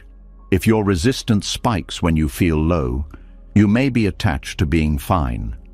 If your resistance spikes when you feel vulnerable, you may be attached to appearing strong. If your resistance spikes when you feel anger, you may be attached to being good. Each one points to a belief that certain emotions are not allowed. That belief fragments the mind and multiplies suffering. Another form of attachment revealed by resistance is attachment to other people's behavior. You may say you accept others, but your nervous system tells the truth. When someone is slow, you tense. When someone disagrees, you burn. When someone doesn't respond, you spiral. That reaction is attachment to a script. People should behave in a way that keeps me comfortable. Resistance shows where your peace depends on others. This doesn't mean you tolerate harm. It means you see the difference between boundary and control. A boundary says, "This is what I will do to protect my well-being." Control says, "You must change so I can relax." Resistance often signals that you're trying to control what you actually need to set boundaries around. When you see this, action becomes cleaner, less resentment, more clarity. Resistance can also reveal attachment to being understood. This is a painful one because it feels noble. You want to be seen, you want to be known, but when this becomes a requirement, misunderstanding becomes unbearable. You over-explain, you chase validation, you replay conversations. The mind tries to force clarity into someone else's mind. That's control attachment wearing the costume of connection. When resistance appears around being misunderstood, it often points to a deeper fear. If they don't understand me, I will be alone. That is attachment to belonging, not wrong, human. But when unconscious, it drives suffering. Resistance reveals where belonging feels unsafe. Another place resistance reveals attachment is in time. People are attached to timelines. By now I should have healed. By now I should be successful. By now I should be over it. This attachment turns life into a scoreboard, and whenever reality doesn't match the timeline, resistance appears as frustration and shame. Time attachment is a demand that growth follow your schedule, but growth follows conditions, not deadlines. Healing follows readiness, not calendar dates. Buddhism teaches patience not as passive waiting, but as understanding how causes ripen. When you resist timing, you suffer twice. Once from the difficulty, and again from the belief that it shouldn't be taking this long. Resistance also reveals attachment to being in the right story. People cling to narratives. I'm the one who tries. I'm the responsible one. I'm the victim. I'm the helper. I'm the strong one. When life threatens the story, resistance flares. You defend the narrative. You reinterpret events to keep the identity stable. This is not honesty. This is clinging. Resistance shows you the story you're protecting. A powerful practice is to catch the exact moment resistance arises and ask a simple question. What am I afraid will happen if I accept this? The answer is rarely about the event itself. It's about the loss of control, loss of image, loss of comfort, or loss of certainty. In other words, it's about attachment. This question is not meant to produce a perfect answer. It's meant to turn your attention toward the hidden clinging underneath the surface reaction. Over time, you begin to recognize your personal patterns, your signature attachments. Some people cling to control, others cling to approval, others cling to independence, others cling to being right. Resistance reveals your unique shape of clinging, and once you know your shape, you stop being surprised by yourself. Resistance also has different flavors. There is hot resistance, like anger and agitation. There is cold resistance, like numbness and withdrawal. There is mental resistance, like overthinking and doubt. There is behavioral resistance, like procrastination and avoidance. Each flavor points to a different attachment strategy. Hot resistance often protects power and boundaries, but when unconscious, it protects ego pride. Cold resistance often protects vulnerability, but when unconscious, it protects fear of feeling. Mental resistance protects certainty, but when unconscious, it becomes a prison of endless analysis. Behavioral resistance protects comfort, but when unconscious, it becomes stagnation. None of these are moral failures. They are survival strategies built around attachment. Seeing them clearly turns them from unconscious drivers into conscious options. This is where resistance becomes extremely valuable. You stop trying to get rid of resistance. You start using it. You treat it like a diagnostic light on a dashboard. When the light turns on, you don't smash the dashboard. You look under the hood. You ask what condition is asking for attention. The moment you relate to resistance this way, shame drops away. You are no longer a bad person for resisting. You are simply learning where you cling, and clinging is the most human thing there is. Buddhism doesn't call you sinful for clinging, it calls you asleep, and it offers a way to wake up, see the clinging, feel the urge, soften the grip, and return to reality without violence. Another crucial part of diagnosis is noticing the body. Attachment doesn't only exist as thoughts, it exists as somatic tightening. When resistance arises, the body often contracts before the mind explains. The stomach tightens, the throat closes, the breath becomes shallow, the shoulders rise. These are not just physical reactions, they are the body's version of clinging. The body is trying to hold reality still. When you learn to notice this contraction early, you catch attachment at the root, not in the story, but in the sensation. This is powerful because stories can be convincing. The body is simpler. It tells you, gripping is happening now. From there, you can do something very direct. You can soften the jaw, relax the belly, lengthen the exhale, not to fix the situation, but to stop feeding attachment with tension. The mind learns through the body that letting go is possible. Resistance also reveals attachment through language. Listen to your inner phrases. I need, I can't. They should. This must. I always. It will never. These absolute statements are often attachment speaking. They create a narrow world. They demand certainty. They freeze reality into fixed conclusions. When you notice these phrases, you notice clinging in real time. A clean diagnostic is this. Whenever you feel the word must inside you, attachment is nearby. The goal is not to remove desire or preference. Buddhism doesn't ask you to become lifeless. It asks you to see the difference between preference and dependence. Preference says, I would like this, but I can meet reality. Dependence says, I need this, or I cannot be okay. Resistance reveals dependence. That's why it's so valuable. As you become skilled at reading resistance, you begin to change automatically. Not through force, but through clarity.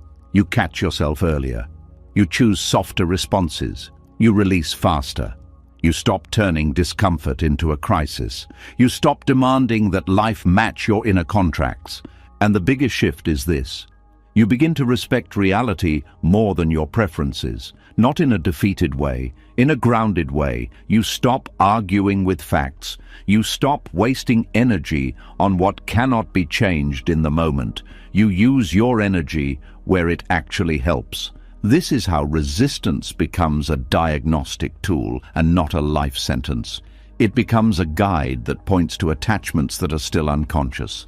And once an attachment becomes conscious, it weakens. Because attachment thrives in the dark. It survives through automatic behavior. But awareness shines light, and the grip loosens. As this grip loosens, you start to feel something new, a kind of honesty that is not harsh, but fearless. You stop pretending reality is something else. You stop dressing it up or pushing it away. You see it clearly, and that kind of clear seeing requires courage. It is a radical form of truth. The next teaching lives there, in that honesty where acceptance becomes the bravest thing you can do. As resistance becomes visible and attachment loosens its grip, a different kind of tension begins to surface. It's quieter but deeper. It's the discomfort of seeing clearly, not fixing, not improving, not reframing, just seeing. And this is where many people turn away again, because seeing things exactly as they are takes more courage than trying to change them. This is where acceptance reveals its true nature, not as softness, but as radical honesty. Acceptance is often misunderstood as comfort, as relief, as a gentle exhale after struggle. But real acceptance is not always comfortable. Sometimes it is sharp. Sometimes it is sobering. Sometimes it removes illusions you were leaning on. Acceptance asks you to stop editing reality to protect your feelings. It asks you to look without filters, and that takes strength. Changing things can feel empowering. You act, you plan, you try. There is movement, there is hope, but acceptance asks for something different. It asks you to pause the movement long enough to see what is actually happening. Not what you want to believe is happening, not what you hope will happen next, what is happening now. This is why acceptance is an act of honesty, and honesty can be destabilizing. The mind is very skilled at negotiation. It reframes, it rationalizes, it justifies, it tells partial truths that feel easier to live with. It's not that bad. This will pass. I'm fine. These statements are not always lies, but they are often incomplete. Acceptance asks for completeness. It asks you to acknowledge the full picture, including the parts that make you uncomfortable. Radical honesty begins when you stop lying to yourself about what hurts.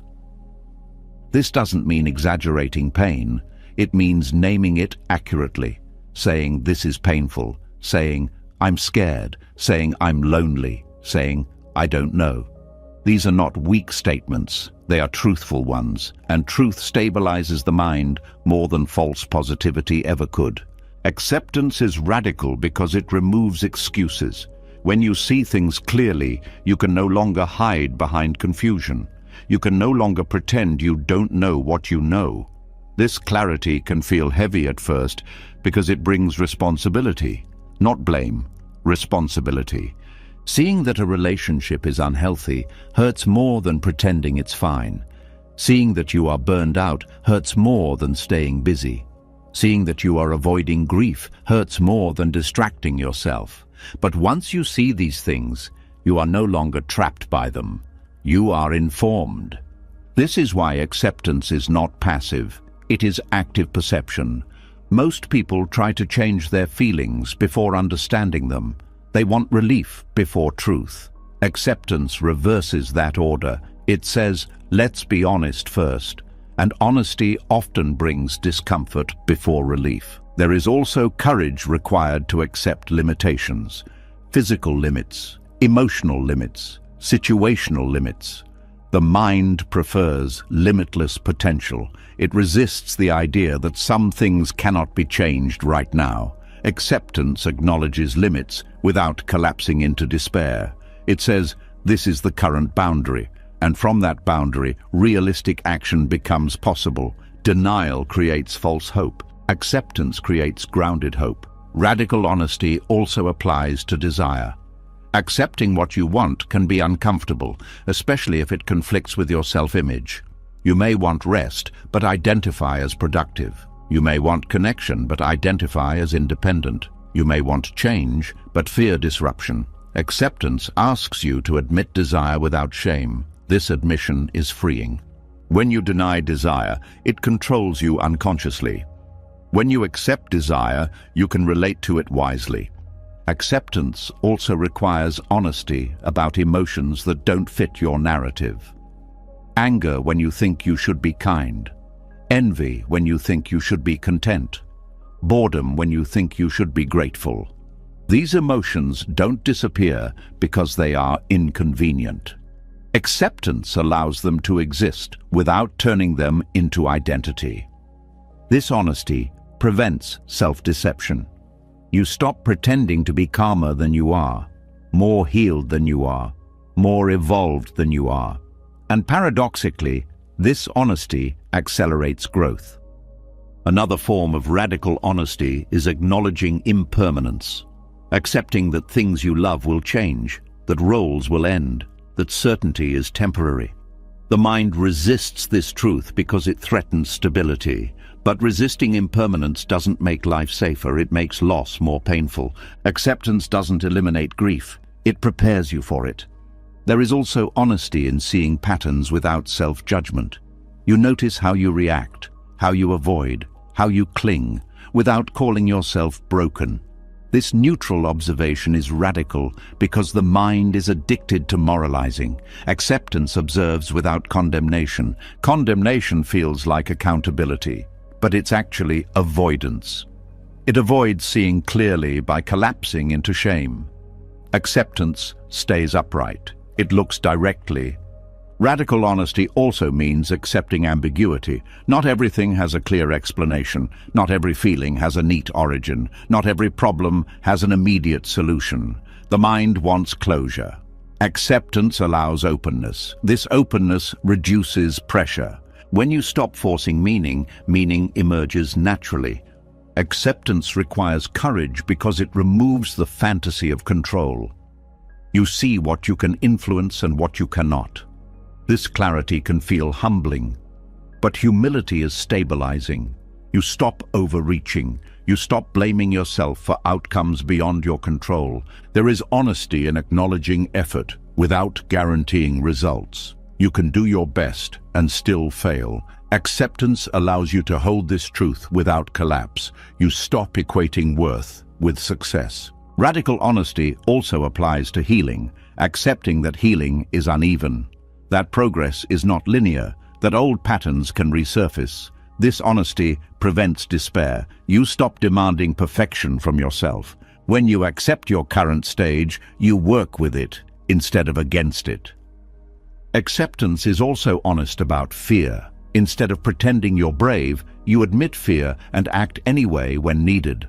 Courage is not the absence of fear, it is honesty about fear. There is honesty in accepting that some relationships will not change, some people will not understand you, some conversations will not resolve. Acceptance allows you to stop chasing closure that isn't available. This saves enormous energy. Radical honesty also includes accepting joy when it arises, without suspicion. Some people resist joy because it feels fragile. Acceptance allows joy to be experienced fully, without clinging. Acceptance is not neutral, it is intimate. It brings you closer to experience, closer to sensation, closer to truth. This closeness can feel intense, but it is also grounding. One of the deepest forms of honesty is accepting that you don't always know what's best. The ego resists this, it wants certainty. Acceptance allows learning. You become receptive. Acceptance also reveals where you've been pretending for approval, living according to expectations, suppressing parts of yourself to fit. Seeing this clearly can hurt, but it also opens the door to authenticity. Radical honesty asks you to see your life as it is, not as a project to fix, but as a reality to understand. From understanding, change becomes intelligent. When you stop arguing with reality, you hear it. And reality is always giving information. Acceptance is the willingness to receive that information without distortion. This honesty creates a solid foundation. You stop building your life on wishful thinking. You build it on what's real. This doesn't make life smaller, it makes it workable. Acceptance also requires honesty about timing. Some changes are not ready. Forcing them creates harm. Acceptance waits without giving up. Radical honesty is also gentle. It does not attack. It does not shame. It does not dramatize. It simply states what is true and stays present with it. This presence reduces anxiety because anxiety feeds on avoidance. When everything is allowed into awareness, there is less to fear. Acceptance as honesty also dissolves self-betrayal. You stop saying yes when you mean no. You stop ignoring your body. You stop overriding intuition. This alignment creates integrity. Integrity brings peace, not because life is perfect, but because you are no longer divided against yourself. Seeing things exactly as they are is difficult because it removes the comfort of illusion. But illusion always costs more in the long run. Acceptance pays up front, and the reward is clarity. When you begin to see clearly and stop lying to yourself, there is often a surprising moment of frustration. You've accepted what is, you've faced the truth, you've stopped running, and yet some things still don't change. The same patterns return, the same reactions appear, the same situations repeat themselves in new forms. This is usually the point where people feel discouraged and quietly conclude that acceptance doesn't work. But this moment is not a failure, it is a deeper invitation. Because what refuses to change is not blocking you, it is teaching you something you have not yet seen. Not all wisdom speaks loudly. Some of it is persistent, some of it repeats itself until you stop trying to move past it and start listening to it. Repeated patterns are not mistakes in your growth. They are signals that the lesson is not where you think it is. The mind often assumes that growth means change on the surface, new behavior, new outcomes, new circumstances. But Buddhism points to something subtler. Sometimes transformation is not about replacing a pattern, but about understanding why it exists. When understanding is incomplete, the pattern remains, not to punish you, but to stay visible. When something refuses to change, it usually means one of three things. Either the pattern is protecting you in a way you haven't acknowledged, or the lesson is deeper than behavior, or the conditions for change are not yet complete. All three require patience, not force. One of the most common misunderstandings is trying to eliminate a pattern instead of learning from it. You may want anxiety to disappear, but anxiety might be showing you how much you rely on certainty. You may want a relationship pattern to stop repeating, but it may be revealing how you abandon yourself to maintain connection. You may want self-doubt to end, but it may be pointing to how your worth is tied to performance. Until these insights are fully embodied, the pattern stays. Patterns repeat because they are functional. Even painful ones serve a purpose. They regulate emotions. They maintain identity. They preserve a sense of safety. The mind does not let go of what it believes is keeping you alive. So when a pattern persists, it's worth asking, what is this protecting me from? This question shifts the tone from frustration to curiosity. Often, repeated patterns are built around early conditioning, ways you learn to survive emotionally, ways you learn to stay connected, ways you learn to avoid harm. These strategies worked once. They may no longer be needed, but the nervous system doesn't update automatically. It updates through felt safety, not logic. This is why insight alone doesn't always create change. You can understand a pattern intellectually and still feel pulled by it emotionally. The body has its own timeline. Repetition gives the body time to learn something new. What refuses to change also reveals where acceptance is still partial. You may accept a situation mentally, but still resist it emotionally. You may accept pain, but still demand resolution. You may accept uncertainty, but still seek control in subtle ways. The pattern continues because some layer of resistance remains unnoticed. This doesn't mean you're doing something wrong. It means awareness is still unfolding. There is also wisdom in recognizing that not everything is meant to change quickly. Some patterns dissolve slowly, like ice melting. If you try to rush that process, you create more tension. Tension reinforces the pattern. Patience allows it to soften. Repeated patterns also show you what you are identified with. If a behavior keeps returning, it may be tied to how you see yourself. Letting go of the behavior would mean letting go of an identity. That loss can feel frightening, even if the identity causes suffering. For example, someone who identifies as the caretaker may repeatedly attract situations where they are needed, even when exhausted, even when resentful. The pattern persists not because they enjoy suffering, but because the identity feels meaningful. Until that meaning is examined, the pattern remains. Another person may repeatedly sabotage opportunities, not because they don't want success, but because success threatens belonging or safety. The pattern protects something deeper than comfort. When you stop judging the pattern and start listening to it, its intelligence becomes clearer. There is also a lesson in how you respond to the repetition. Do you become impatient? Do you shame yourself? Do you give up? These responses add a second layer of suffering. The original pattern may be neutral. Your reaction to it determines how painful it feels. Buddhism teaches that suffering is not just about what happens, but about how the mind meets what happens.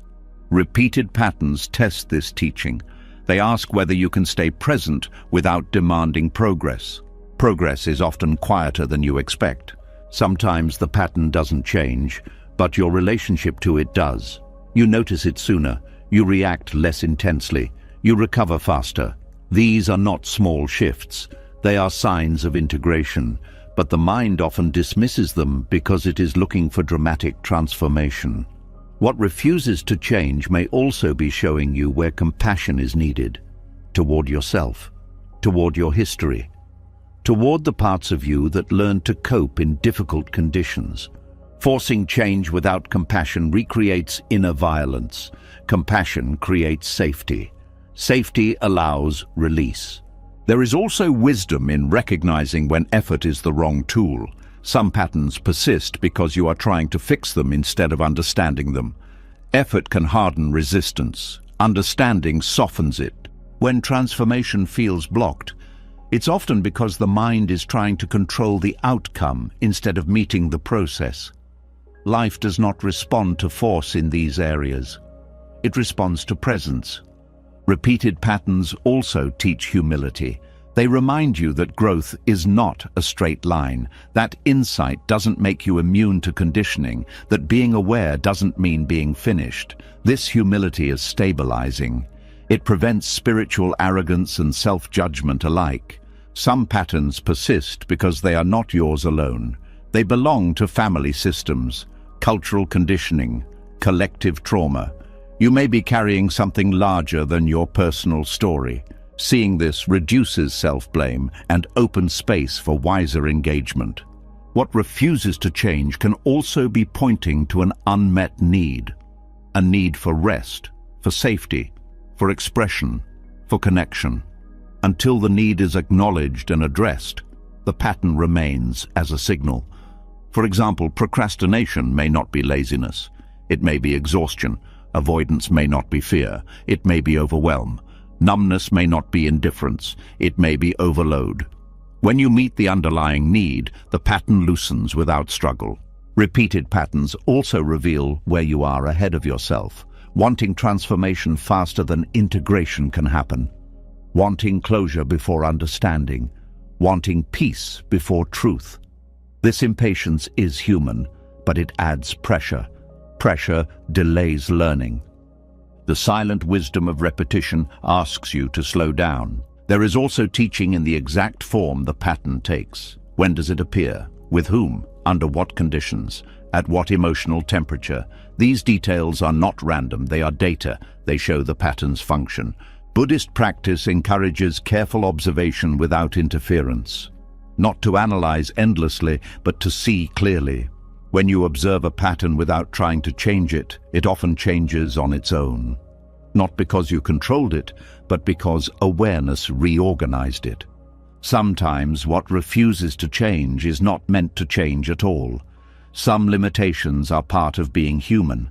Sensitivity, vulnerability, aging, loss. These are not problems to solve. They are realities to relate to wisely. Trying to change them creates suffering. Accepting them creates depth. Distinguishing between what can change and what must be accepted is a form of wisdom. Repeated frustration often comes from trying to change what requires acceptance or accepting what requires action. Patterns help clarify this distinction. There is also wisdom in recognizing when you are trying to transform to escape discomfort rather than to understand life. Transformation driven by avoidance creates new patterns. Transformation driven by insight creates freedom. What refuses to change often holds the key to your deepest attachment. The thing you want to be done with the most is often the thing asking for the most honesty. Not more effort, more presence. Repetition can also teach trust. Trust that life is not done with you, that growth is still happening even when it feels stuck, that learning continues beneath the surface. Many people abandon practice at this stage because they confuse repetition with failure. But repetition is not regression, it is refinement. Each time a pattern returns, you meet it with slightly more awareness, slightly less fear, slightly more space. These subtle shifts accumulate. One day, the pattern no longer needs to return, not because you defeated it, but because it completed its teaching. And when that happens, it often feels quiet, not dramatic, not triumphant, just simple. The pattern no longer has work to do. The silent wisdom of what refuses to change is patience. It teaches you to stop chasing transformation and start embodying understanding. After watching patterns repeat and learning not to rush their disappearance, something subtle begins to relax. The constant effort to fix, understand, or improve softens. The grip loosens. And in that loosening, a quiet shift happens that many people don't expect. Insight begins to appear on its own, not because you forced it, not because you analyzed harder, but because you finally stopped interfering. This is the moment where letting be reveals its quiet power. Letting be is often misunderstood as doing nothing, as giving up, as disengagement. But letting be is not absence of awareness. It is the absence of interference. It is the mind stepping out of its own way. And when the mind stops obstructing itself, It reorganizes naturally, the way a shaken glass of water settles when left alone. For a long time, effort felt necessary. You tried to think your way through pain. You tried to understand every reaction. You tried to manage emotions, correct thoughts, adjust behavior. This effort wasn't wrong. It brought you to the edge.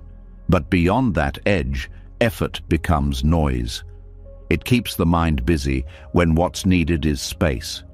The mind is not broken. It doesn't need to be fixed. It needs conditions where it can settle. Letting be creates those conditions. When resistance dissolves, the nervous system relaxes. Not all at once, not dramatically, but enough for perception to widen. Thoughts slow down without being pushed. Emotions move without being blocked. Sensations are felt without commentary. In this environment, insight arises naturally. The way understanding appears when you stop arguing with facts. One of the biggest misunderstandings is believing insight comes from effortful thinking. In reality, thinking often delays insight. It keeps you circling the same material from different angles, mistaking movement for progress. Letting be interrupts this loop. It removes mental friction, and when friction is gone, clarity appears. Insight is not created, it is revealed. When you stop analyzing, the mind begins to connect things on its own, not through logic, but through recognition. You suddenly see why a pattern existed, why a reaction kept happening, why a situation felt stuck. This seeing is not linear. It arrives whole, quiet, obvious. And once seen, it cannot be unseen. This is why insight often feels simple in hindsight. You wonder how you missed it, but you didn't miss it. You were too busy trying to get somewhere else. Letting be also reorganizes attention. Instead of being pulled constantly into thought, attention rests more in direct experience, in the body, in sensation, in the present moment. This grounded attention stabilizes the mind. From stability, understanding deepens. When attention is scattered, insight is fragmented. When attention is settled, insight integrates. Another important shift is that letting be removes urgency. Urgency is one of the biggest obstacles to insight. When you feel pressured to understand, pressured to heal, pressured to change, the mind tightens. Tightness narrows perception. Letting be removes the pressure, and with pressure gone, the mind opens. Openness is the soil insight grows in. Letting be also changes how memory operates. Instead of replaying the past compulsively, memories surface when they are relevant.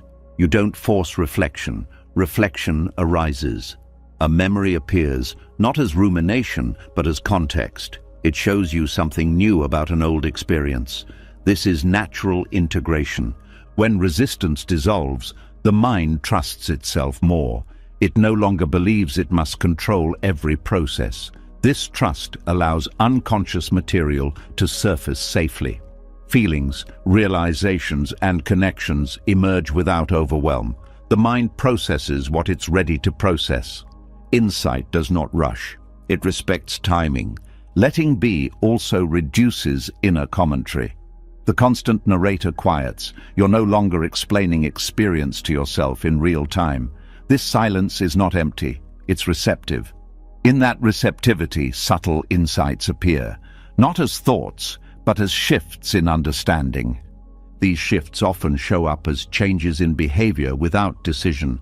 You respond differently without planning to. You don't react where you used to. You choose rest where you used to push. You speak honestly where you used to avoid. These changes are signs that the mind has reorganized at a deeper level. Effort changes behavior temporarily.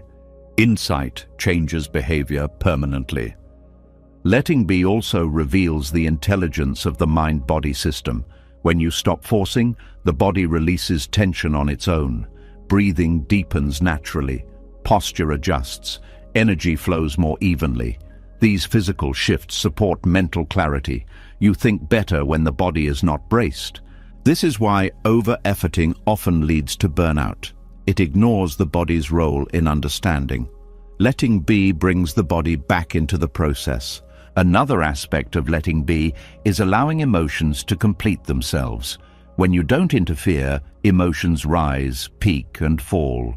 This completion frees mental space. Unfinished emotions occupy attention. Completed emotions release it. With more space, insight becomes possible.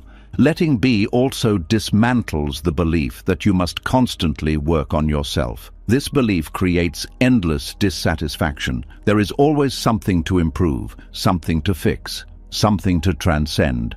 Letting be introduces a radical alternative, allowing yourself to be exactly where you are without conditions. This allowance does not freeze growth. It accelerates it. When you stop demanding change, change happens organically. The mind no longer rebels against pressure. It cooperates with reality. This cooperation allows learning to integrate. Insight also arises because letting be reduces fear. Fear constricts awareness. When fear softens, awareness expands. Expanded awareness sees connections fear could not tolerate. For example, you may suddenly understand that a fear you've carried was never about the present situation. It was about an old wound. This understanding doesn't come from analysis. It comes from safety. When the nervous system feels safe enough, it allows truth to surface. Letting be creates safety. Another reorganization happens in values. When you stop forcing outcomes, you become clearer about what truly matters. Not what looks good, not what you thought you wanted, but what actually nourishes you. This clarity changes decisions without effort. Letting be also reveals the difference between control and influence. You see what you can affect and what you cannot. This distinction reduces frustration. You stop wasting energy on the impossible. You focus on what's workable. Insight is often about subtraction, not addition.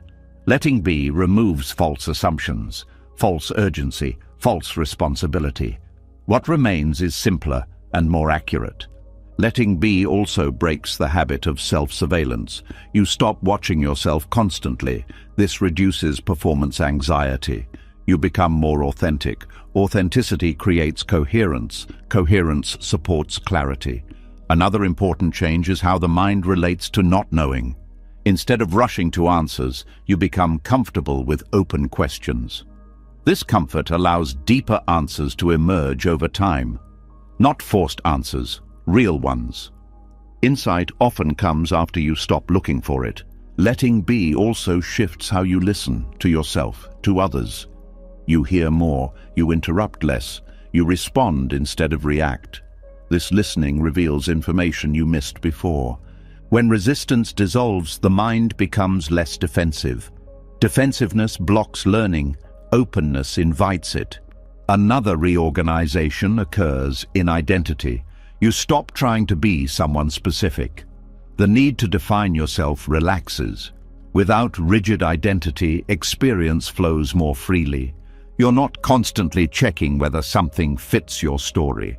This freedom allows new perspectives. Letting be does not mean drifting aimlessly. It means aligning with reality instead of fighting it. Alignment creates momentum without strain. There is also a shift in how mistakes are processed. Without resistance, mistakes become information instead of evidence of failure. This changes how quickly you learn. You adjust naturally, no shame required. Insight arising from letting be feels different from insight gained through effort.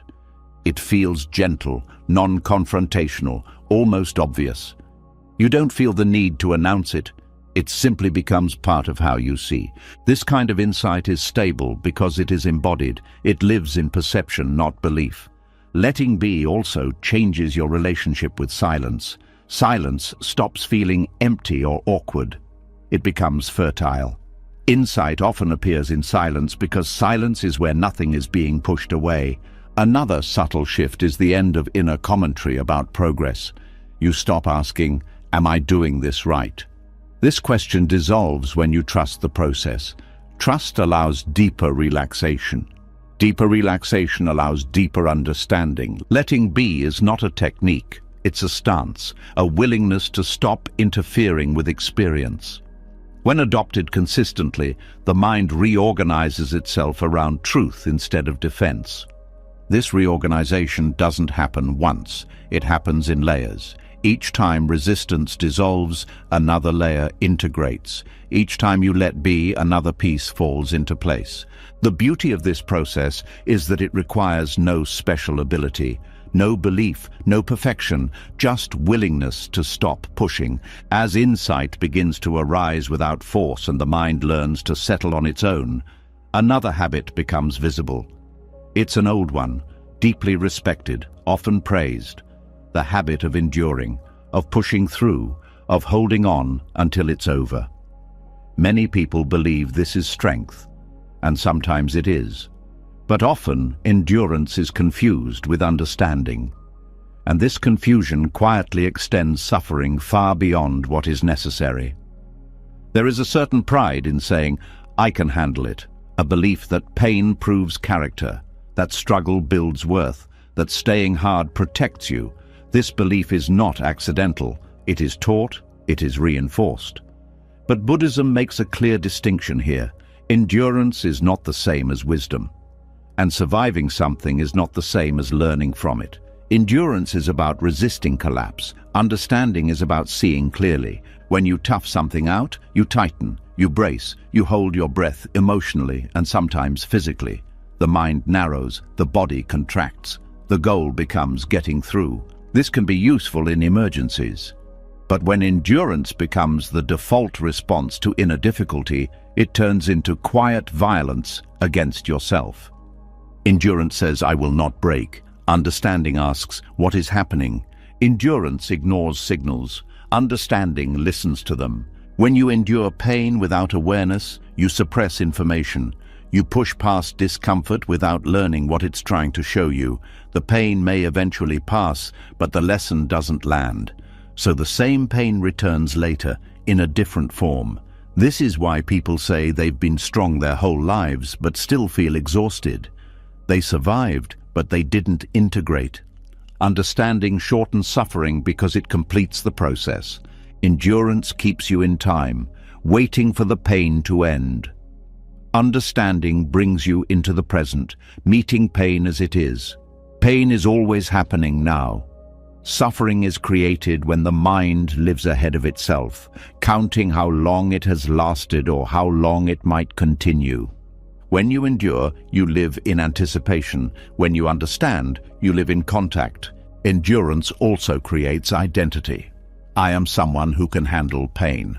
This identity can become a trap. It discourages rest. It discourages asking for help. It discourages vulnerability. Over time, it isolates you from yourself and others. Understanding dissolves this identity. It replaces it with responsiveness. Understanding does not mean weakness, it means precision. There is also a difference in how the body responds. Endurance keeps the nervous system in a low-level fight-or-flight state. Even when you're calm on the surface, the body is braced. Muscles stay tight, breathing stays shallow. Over time, this creates chronic tension and fatigue. Understanding allows the body to soften. Softening does not mean collapsing. It means releasing unnecessary effort. This release frees energy for healing and insight. Another difference lies in how emotions are processed. Endurance suppresses emotion. It tells fear, grief, or anger to wait. Understanding invites emotion into awareness without judgment. This invitation allows emotion to move and complete itself. Suppressed emotion lingers. Understood emotion passes. Endurance often delays grief. Understanding allows grief to be felt. Delayed grief doesn't disappear. It shows up later as numbness, irritability, or despair. Allowing grief shortens its lifespan. Understanding also changes how memory is stored. Endured pain becomes trauma. Understood pain becomes experience. Trauma is pain that was not integrated. Experience is pain that was met with awareness. This is why two people can go through similar events and be shaped very differently. One endures and carries the weight for years. The other understands and carries wisdom instead. Endurance focuses on control. Understanding focuses on relationship. You cannot control pain away, but you can relate to it wisely. Relationship transforms experience. Control intensifies conflict. Endurance also tends to ignore boundaries. You push past limits because stopping feels like failure. Understanding respects limits. It knows when rest is needed, when action is needed, when support is needed. This respect prevents burnout. Another key difference is how each responds to repetition. When the same issue returns, endurance feels defeated. Why am I still dealing with this? Understanding becomes curious. What hasn't been seen yet? This curiosity opens new layers of insight. Endurance often relies on willpower. Willpower is finite. It runs out. Understanding relies on awareness. Awareness does not deplete, it expands. Endurance also hardens perception. You become less sensitive because sensitivity feels dangerous. Understanding increases sensitivity without overwhelm. You become more attuned, not more fragile. Understanding also reduces fear of pain. Not because pain disappears, but because you trust your ability to meet it. Endurance creates fear of breaking. Understanding creates confidence in resilience. Another difference is in how each handles uncertainty. Endurance demands certainty. Just tell me when this will end. Understanding tolerates uncertainty. It stays present without guarantees. This tolerance reduces anxiety. Endurance often comes with self-judgment. I should be stronger. Others have it worse. Understanding removes comparison. It honors experience without ranking. Understanding also changes how you learn. Instead of learning through repeated suffering, you learn through awareness. This makes growth gentler and faster. Endurance keeps you stuck in reaction. Understanding creates response. Reaction is automatic and unconscious. Response is chosen and informed. Endurance often leads to emotional shutdown. Understanding leads to emotional intelligence. You learn the language of your own experience. Another difference lies in time. Endurance extends suffering because it resists it. Understanding shortens suffering by meeting it. Pain that is fully met does not linger. Endurance builds walls. Understanding builds bridges. Bridges between body and mind, between emotion and insight, between pain and meaning. Understanding also allows humor to return.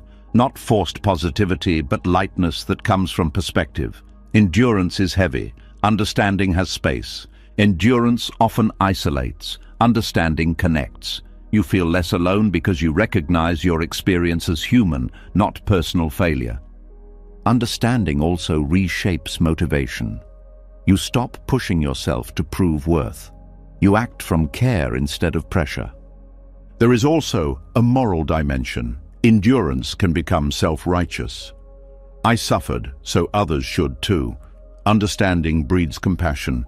You don't wish unnecessary pain on anyone. Endurance can coexist with denial. Understanding cannot. It requires honesty. Understanding also brings forgiveness, not as an idea, but as a natural release when resentment is seen clearly. Endurance often leads to delayed collapse. Understanding prevents collapse by addressing strain early. Another subtle difference is how silence is experienced. Endurance fills silence with tension. Understanding allows silence to be restful. Understanding also sharpens discernment. You learn when to stay and when to leave, when to speak and when to be quiet. Endurance keeps you stuck in extremes. Understanding does not mean you never endure. There are moments where endurance is necessary, but endurance without understanding is incomplete. It must be followed by reflection, feeling, and integration. When endurance becomes your identity, suffering becomes your companion. When understanding becomes your practice, suffering becomes your teacher. This is why mindful acceptance shortens suffering. It doesn't resist pain. It doesn't dramatize it. It meets it fully. And what is fully met does not need to repeat. Understanding also creates dignity. You don't minimize your experience. You don't exaggerate it. You honor it. As the difference between endurance and understanding becomes clear, another truth quietly steps forward. Much of what you have been resisting was never about the pain itself. It was about what the pain pointed to: change, loss, uncertainty, the slow, undeniable movement of life. This is where resistance reveals its deepest root. Beneath anger, beneath fear, beneath control, there is a refusal to face impermanence, and that refusal shapes far more suffering than we realize. There is something deeply unsettling about things not staying the same. Even when change is gentle, it carries a quiet threat. It reminds you that nothing you hold is guaranteed. Not relationships, not health, not identity, not even this moment. Resistance often begins right here, not because the present is unbearable, but because it is unstable. Impermanence is not an abstract idea. It is felt in the body, in the tightening when something shifts, in the sadness when something fades, in the anxiety when the future feels open. Resistance is the mind's attempt to freeze what is moving, to hold what is already slipping. The present moment is always changing. Even as you notice it, it is already different. This constant movement is subtle, but the nervous system senses it. And when the nervous system has learned to equate stability with safety, impermanence feels like danger. Resistance becomes a defense. This is why people resist feelings. Emotions change identity. They move you from one state to another. Joy fades, sadness arrives, fear rises, calm dissolves. The mind resists these shifts because each one reminds it that nothing lasts. Resistance tries to lock in preferred states and push away unwanted ones, but both actions are rooted in the same fear. Fear of impermanence is not dramatic. It shows up quietly, in clinging, in hesitation, in postponing grief, in avoiding endings, in staying in situations that no longer fit. Resistance whispers, if I don't look, maybe it won't change. But change does not wait for permission. Loss is one of the clearest teachers of impermanence. When something or someone leaves, resistance often flares. This shouldn't have happened. It's not fair.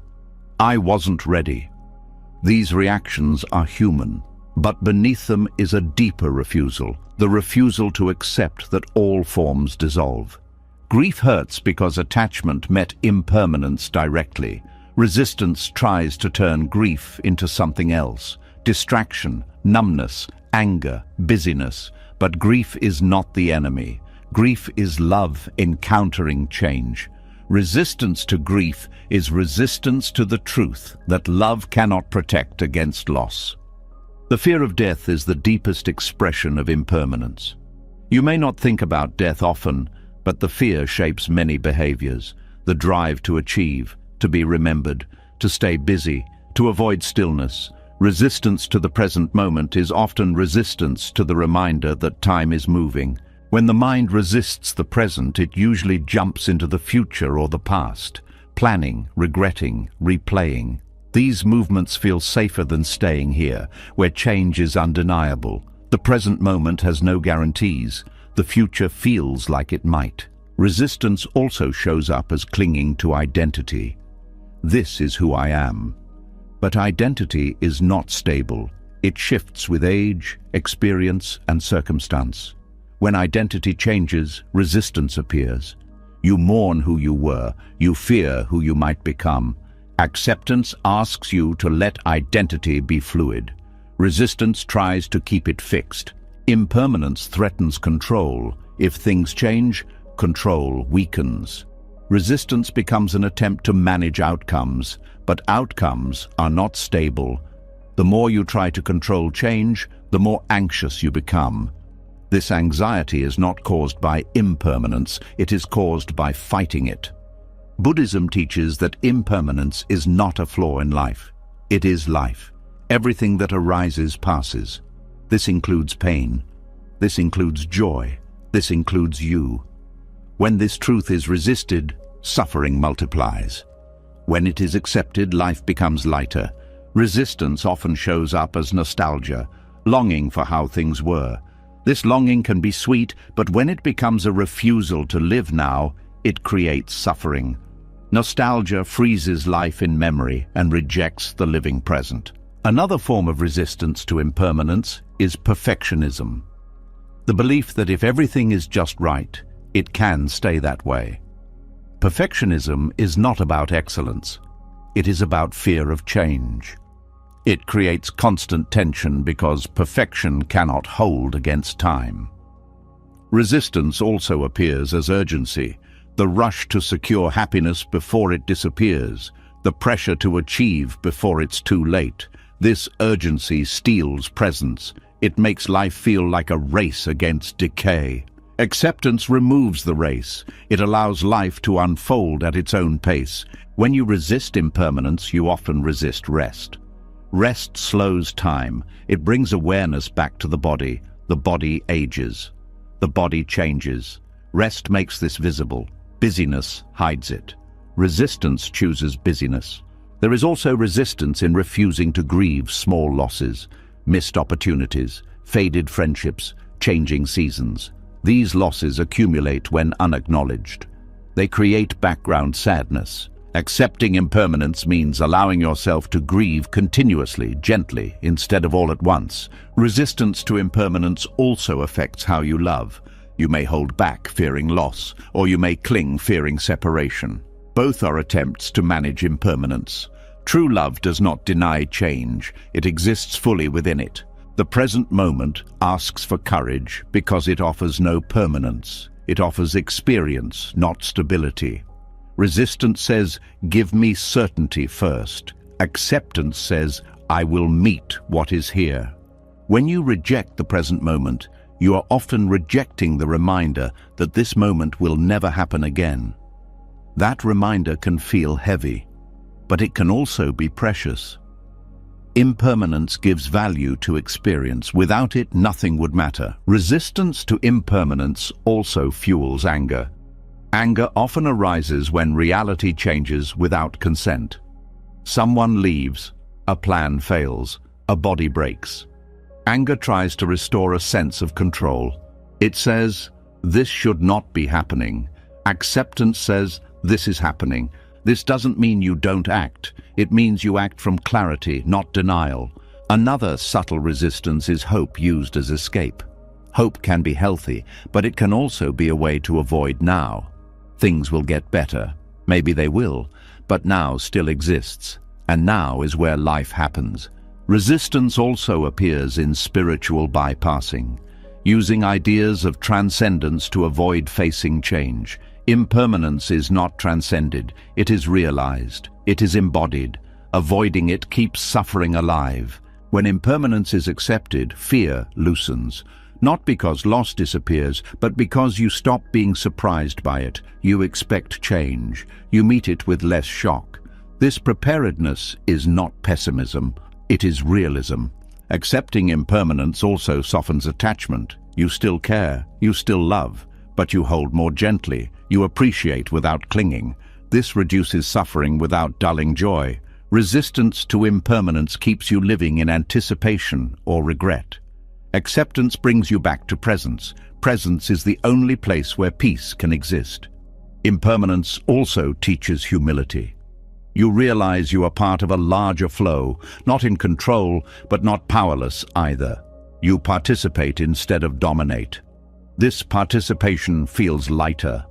When you stop resisting impermanence, you stop demanding permanence from what cannot provide it. This single shift reduces enormous suffering. You begin to allow endings. Conversations end, days end, phases end, relationships change. You stop clinging to continuity. You let life move. Acceptance of impermanence also deepens gratitude. Not forced gratitude, but natural appreciation. You value moments because they are fleeting. You pay attention because nothing repeats. Resistance to impermanence narrows life. Acceptance expands it. This acceptance does not remove sadness. It makes sadness clean. It does not remove fear. It makes fear workable. It does not remove death. It makes life more alive. The present moment is fragile. That fragility is not a problem. It is the reason to be here.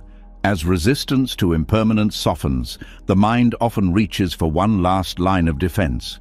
It doesn't look like anger. It doesn't look like fear. It looks like a question that feels reasonable, even deep. Why me? It rises quietly in moments of pain, loss, illness, betrayal, or collapse. And although it sounds like a search for meaning, it often carries a hidden cost.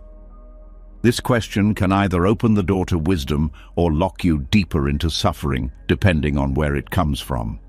The words, "why me?" are not neutral. They carry a posture. When they arise from resistance, they turn life into a courtroom. Reality becomes the accused. You become the victim.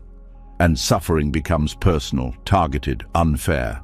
This posture feels natural, but it quietly multiplies pain.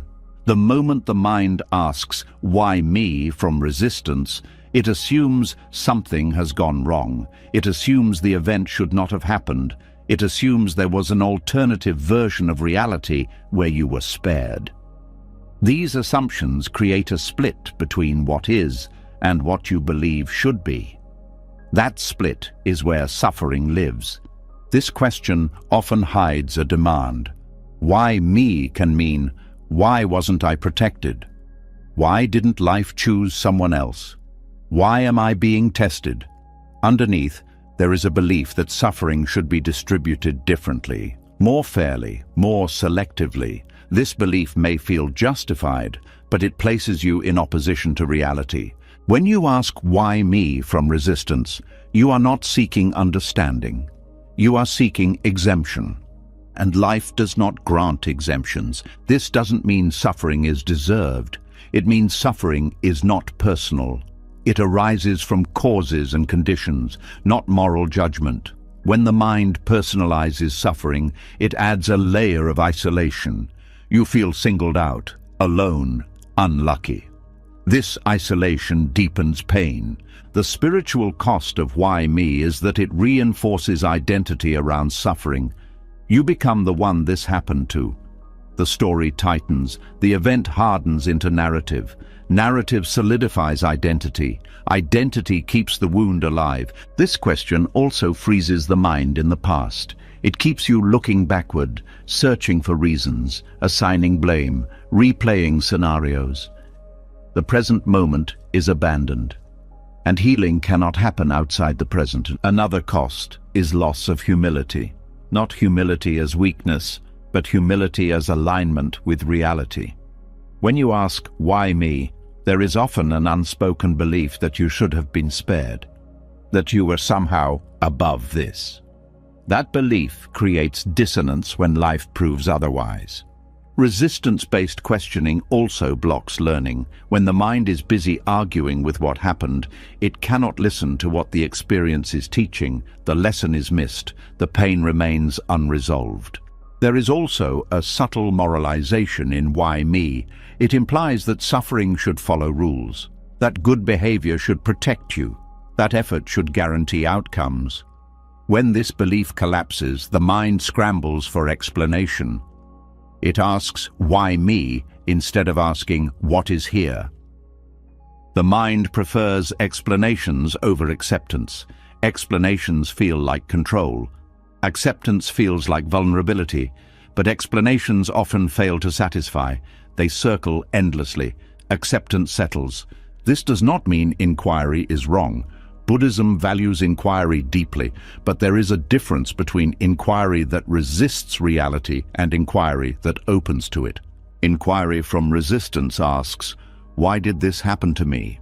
Inquiry from acceptance asks, "what is happening now?" One looks for blame or meaning in the past. The other looks for understanding in the present. Inquiry from resistance narrows. Inquiry from acceptance widens. When you ask, "why me?" from resistance, the question often leads to comparisons. Others have it easier. Others don't suffer like this. Comparison isolates. It turns suffering into a competition. This adds resentment to pain. Inquiry from acceptance does not compare. It recognizes suffering as universal, different in form, similar in nature. This recognition brings connection instead of isolation. Another cost of resistance-based questioning is spiritual bypassing. You may look for cosmic reasons, lessons assigned by fate, tests from the universe. These ideas can feel comforting, but they often keep you from feeling what is actually happening. They turn pain into abstraction. Acceptance-based inquiry stays grounded. It asks, what am I feeling? Where is this in my body? What does this experience need right now? These questions do not escape pain, they meet it. The question, why me, can also block compassion for yourself. When you believe something shouldn't have happened, you may judge yourself for not handling it better. I should be stronger. I should be over this. This judgment adds another layer of suffering. Acceptance-based inquiry removes this judgment. It allows kindness. This is hard.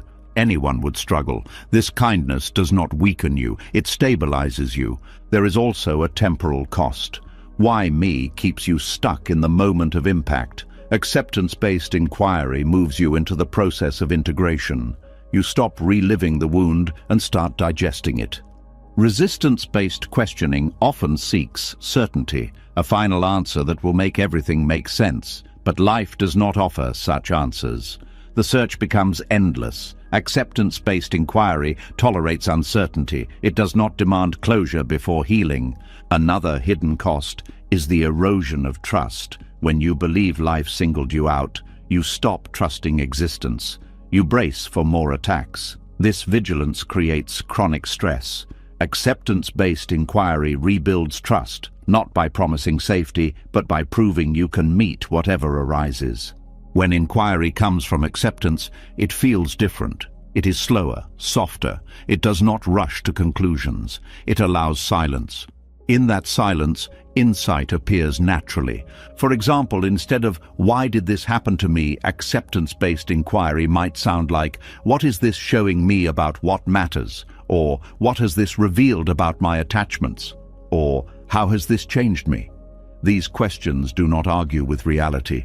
They learn from it. Inquiry from acceptance also shifts responsibility. Not responsibility for causing the event, but responsibility for relating to it. You stop asking life to justify itself. You begin to respond wisely. Another difference is emotional tone. Why me from resistance carries bitterness. Inquiry from acceptance carries curiosity. Curiosity does not deny pain. It makes pain workable. The mind often fears that letting go of why me means giving up meaning, but the opposite is true. Meaning does not come from explanations imposed on life. It comes from understanding gained through experience. Resistance-based questioning tries to extract meaning before understanding. Acceptance-based inquiry allows understanding to mature into meaning. There is also a relational cost. When you are stuck in why me, it can be hard to hear others. Their support may feel inadequate. Their words may irritate. Acceptance-based inquiry opens you to connection. You feel less alone. Another subtle cost is rigidity. The story of why me hardens identity. You become fixed around the wound. Acceptance-based inquiry keeps identity fluid. You are not reduced to what happened to you. This does not mean you forget or minimize pain. It means pain does not become your center. When inquiry shifts from resistance to acceptance, something important happens. The question loses its edge. It no longer demands an answer. It becomes a doorway. You move from interrogation to exploration. Exploration allows discovery. You discover resilience you didn't know you had. You discover values clarified by loss. You discover depth created by hardship. These discoveries do not justify suffering, they redeem it. Another transformation is how you relate to fairness. Life is not fair. Acceptance does not pretend otherwise. It accepts this truth without bitterness. From this acceptance, compassion arises naturally. You stop expecting life to protect you. You start caring for yourself. Inquiry from acceptance also reveals shared humanity. You see that suffering is not a personal curse. It is a condition of being alive. This realization softens self-pity without invalidating pain. When you stop asking "why me" from resistance, you stop placing yourself at the center of a cosmic narrative. This decentering reduces pressure. You are not being singled out. You are participating in life. This participation brings dignity. You meet experience as it comes, without demanding explanation. You stand with reality instead of against it. The spiritual cost of "why me" is not the question itself. It is the posture behind it. When the posture shifts, the question transforms. Instead of "why me," life becomes "what now?" Instead of accusation, there is engagement. Instead of bitterness, there is clarity. This shift does not erase grief. It changes your relationship to it. Grief becomes something you walk with, not something you fight. When "why me" loosens and inquiry becomes honest instead of defensive, something else becomes painfully obvious.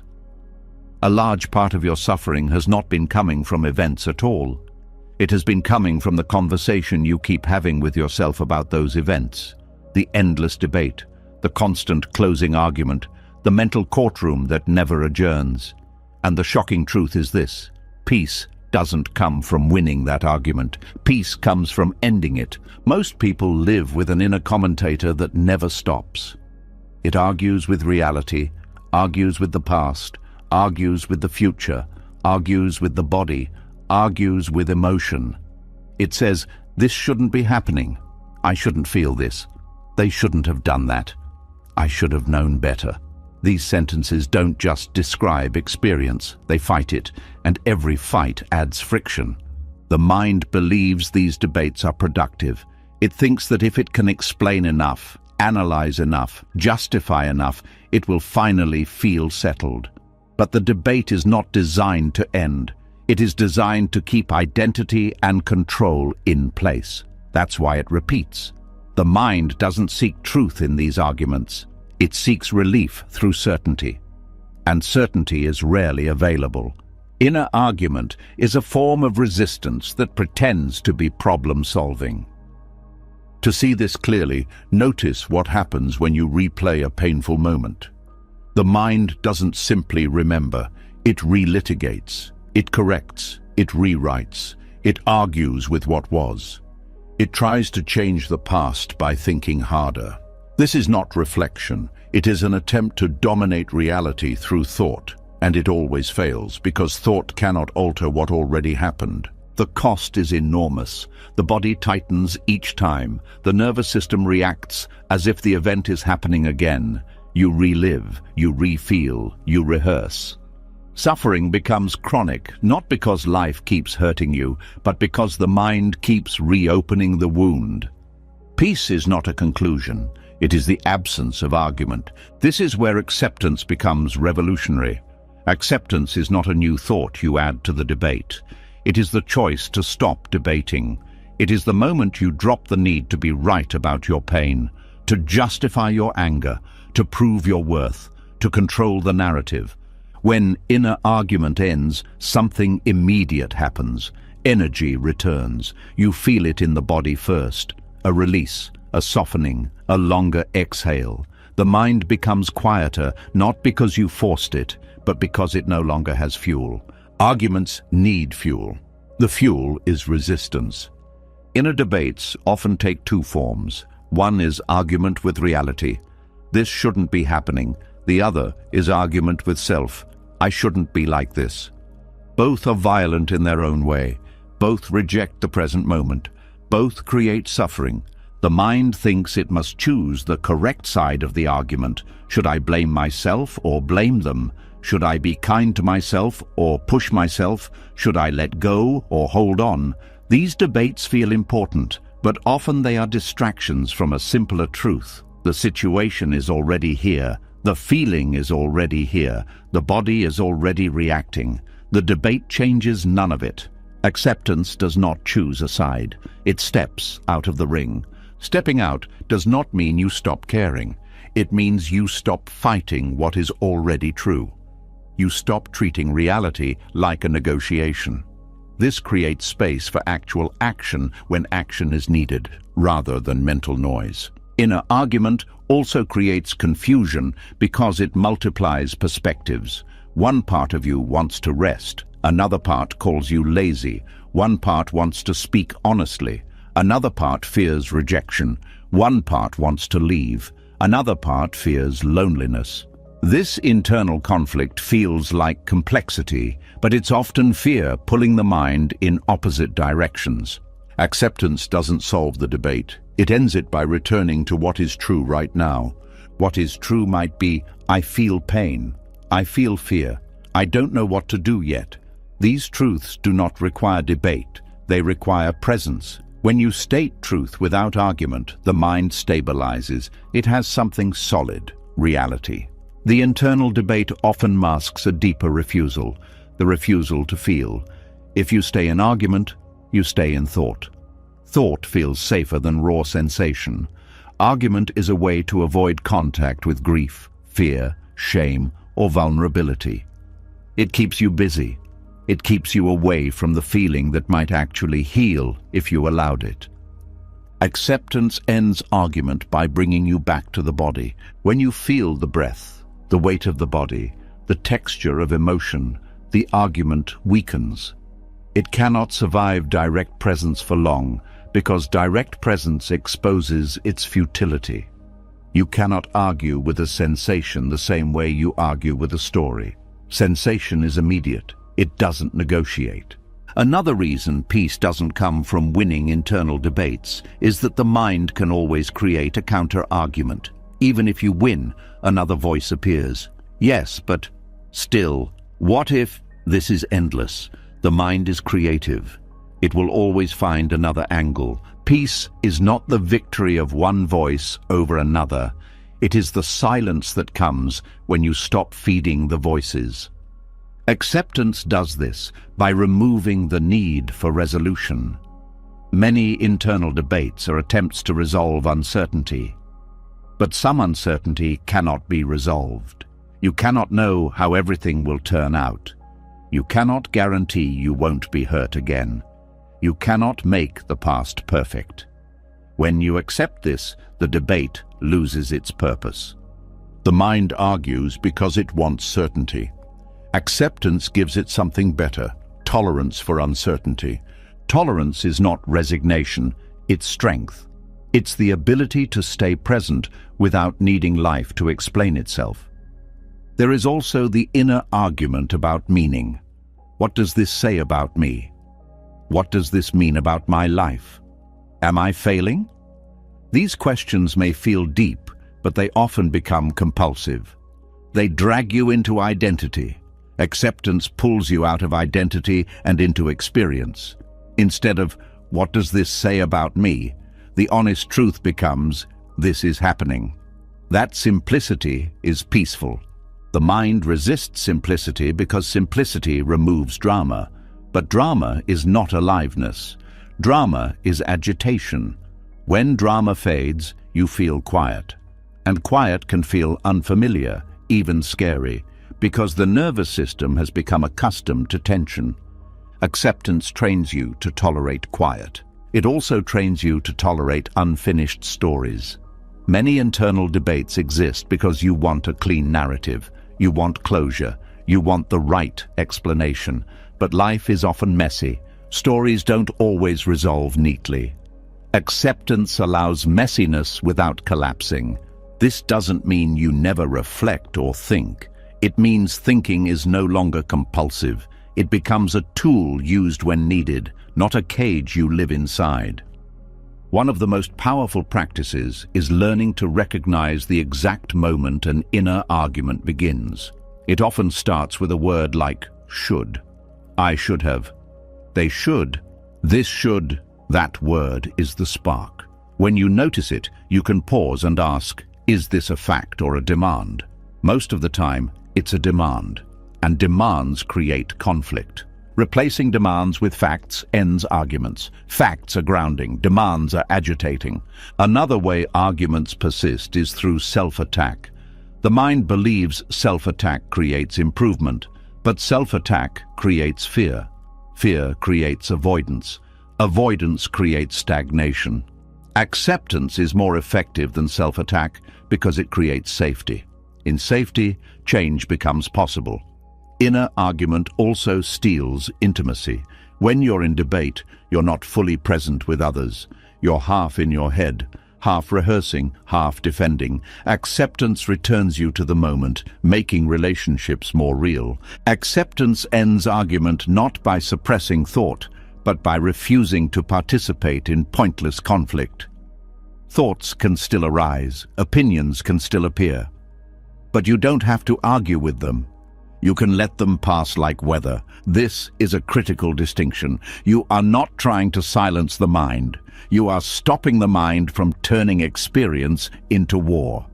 When inner argument ends, it doesn't mean everything feels good. It means everything feels honest. Pain can be there, fear can be there, but they are not multiplied by debate. This is why acceptance is so powerful. It removes the second layer of suffering, the resistance to what is. You meet life directly, without commentary, without litigation. And from that directness, action becomes clearer. Not frantic action, not action driven by proving yourself, but clean action that fits reality. When the inner arguments finally quiet and the need to win inside yourself dissolves, something unfamiliar takes their place. It isn't excitement. It isn't relief in the way the mind expects. It's a kind of openness that feels both spacious and unsettling, because in that openness, control no longer has a role, and without control, something deeper begins to speak. This is where acceptance reveals what force never could. Control has always promised safety.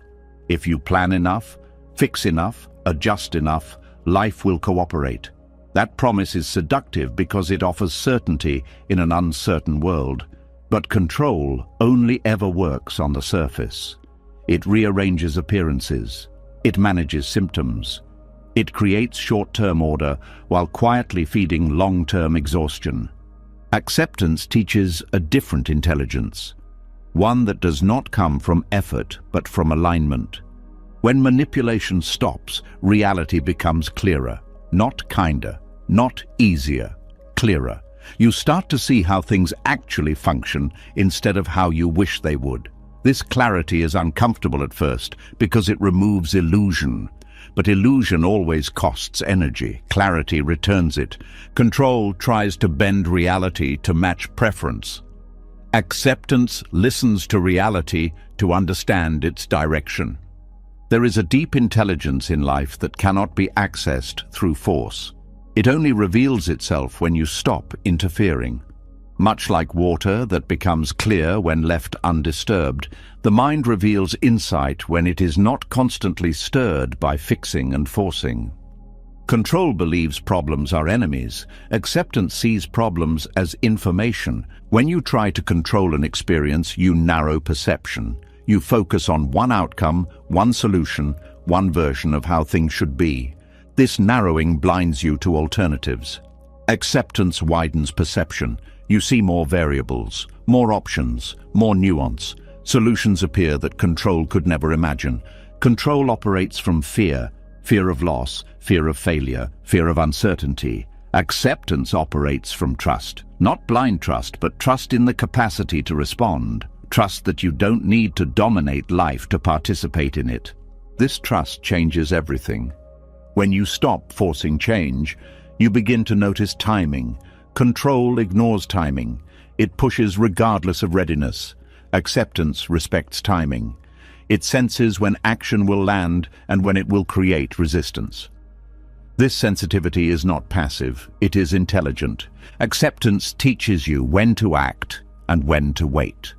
Control creates urgency. Acceptance creates discernment. Another intelligence revealed by acceptance is the difference between effort and strain. Effort is clean. It feels directed. Strain feels tight and desperate. Control often confuses strain for effort. Acceptance distinguishes them. When strain appears, acceptance pauses. This pause prevents harm. Control often leads to burnout because it ignores limits. Acceptance teaches respect for limits, not as weakness, but as wisdom. Knowing when to stop is as important as knowing when to act. Acceptance also reveals the intelligence of the body. Control often treats the body like a machine to be overridden. Push through, ignore signals, optimize output. Acceptance listens to the body as a source of information. Fatigue becomes guidance, pain becomes instruction, pleasure becomes signal. This listening prevents collapse. Control thinks more input will fix everything. More thinking, more strategy, more effort. Acceptance reveals that less interference often brings better results. Space allows integration. Silence allows clarity. This is especially true emotionally. When you try to control emotions, they intensify. When you allow them, they move. Acceptance teaches emotional regulation not through suppression, but through understanding. Control wants predictability. Acceptance teaches adaptability. Life is not predictable, but it is responsive. When you stop trying to lock it into certainty, you become more responsive yourself. You adjust faster. You recover quicker. You learn sooner. Acceptance also reveals the intelligence of uncertainty. Control treats uncertainty as a problem. Acceptance treats it as an opening. When you don't know, you're available. Available to learn. Available to change. Available to notice what you would miss if you were certain. Certainty closes. Uncertainty opens. Control often blocks intimacy. When you try to manage how others see you, you remain guarded. Acceptance allows authenticity. You show up as you are. This vulnerability deepens connection. People respond to honesty more than performance. Acceptance also teaches the intelligence of limits in relationships. Control tries to change people. Acceptance sees people clearly. This clarity allows you to choose wisely, to engage where there is mutuality, to step back where there is harm. Control entangles, acceptance clarifies. Another intelligence revealed by acceptance is how little effort is needed when resistance ends. Many struggles are maintained by opposition. When opposition stops, movement becomes natural, decisions become simpler, actions become lighter. Control creates friction. Acceptance reduces it. Acceptance also reveals the intelligence of letting consequences teach. Control tries to prevent all discomfort. Acceptance allows natural consequences to instruct. This does not mean reckless behavior. It means allowing reality to give feedback instead of constantly intervening. Control often delays learning. Acceptance accelerates it. When you stop fixing, you begin to see patterns clearly, not as problems, but as information. You recognize cycles. You understand cause and effect. This understanding arises naturally, without analysis, when you stop interfering. Acceptance also reveals the intelligence of rest. Control sees rest as wasted time. Acceptance sees rest as integration. During rest, the mind processes, the body repairs, insight consolidates. Without rest, nothing integrates. Control keeps you busy. Acceptance makes you effective. Another teaching acceptance offers is humility. Control inflates the sense of authorship. I make things happen. Acceptance reveals interdependence. How many conditions contribute to every outcome? This humility reduces self-blame and arrogance alike. You stop taking full credit and full blame for things that were never fully yours. Acceptance also teaches gratitude without forcing it. Control tries to manufacture positivity. Acceptance allows appreciation to arise naturally. When you see life clearly, gratitude appears on its own, without effort. Control is loud, acceptance is quiet. And in that quiet, subtleties emerge. You start to notice small signals, shifts in energy, changes in mood, early signs of misalignment. Control misses these because it's focused on outcome. Acceptance notices them because it's present. Acceptance also teaches the intelligence of non-attachment. You still care, you still engage, but you don't grip. This reduces fear of loss. You participate fully without trying to own outcomes. Control tightens attachment. Acceptance loosens it. Another insight acceptance reveals is that many problems solve themselves when you stop fighting them. Not because they disappear, but because your relationship changes. What felt unbearable becomes workable. What felt urgent becomes manageable. Acceptance also exposes false problems, issues created by expectation rather than reality. Control spends energy fixing these imaginary problems. Acceptance dissolves them by seeing they were never real. Control often confuses motion with progress. Acceptance reveals that stillness can be progress. Sometimes the most effective move is not moving. Acceptance teaches the intelligence of presence. When you are fully present, you respond accurately. Control often operates from projection. It reacts to imagined futures and remembered pasts. Acceptance stays with what is actually happening. This presence sharpens intuition, not mystical intuition, but practical knowing. You sense when something is off, when something is right. This sensing guides action more reliably than strategy alone. Acceptance also teaches the intelligence of simplicity. Control complicates. Acceptance simplifies. You stop adding layers. You deal with what's in front of you. This reduces overwhelm. Another difference is how mistakes are handled. Control reacts with shame or correction. Acceptance treats mistakes as information. This learning mindset prevents repeated errors. Acceptance also reveals that forcing change often strengthens resistance. When you push yourself too hard, the mind rebels. Acceptance works with the mind, not against it. Change becomes cooperative.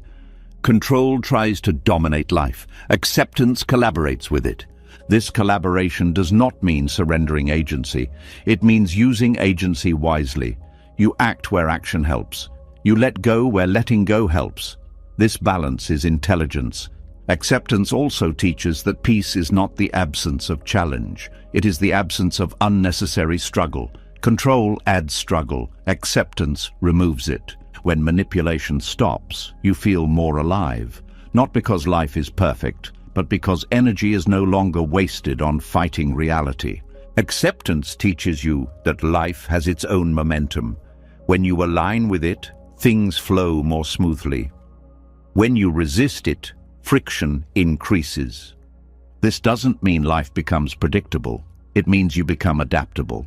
When control finally loosens and acceptance replaces force, something very quiet happens inside. It's not dramatic. There's no breakthrough moment, no sudden relief. Instead, the struggle fades. The inner push and pull ends. And in that stillness, the mind begins to see. Not better, not happier, but clearer. This is the moment the mind stops fighting and starts seeing, and nothing looks the same afterward. For most of life, perception is distorted by resistance. You don't see what is. You see what you want, what you fear, what you expect, or what you're trying to avoid. Every experience passes through layers of judgment and reaction before it reaches awareness. The moment resistance dissolves, those layers fall away. What remains is direct perception. This is not enlightenment in the dramatic sense, it's sobriety, reality without intoxication. When the mind stops fighting, it stops interpreting everything as a problem. It stops labeling each sensation as good or bad before it is fully known. It stops narrating experience in a way that keeps identity intact. Seeing replaces storytelling. At first, this can feel strange, even disappointing. You may expect peace to feel warm or comforting, but clarity often feels neutral, clean, undeniable. Reality becomes simpler, but not easier. The difficulty is still there. The pain still exists. The uncertainty still remains. But the confusion around them disappears.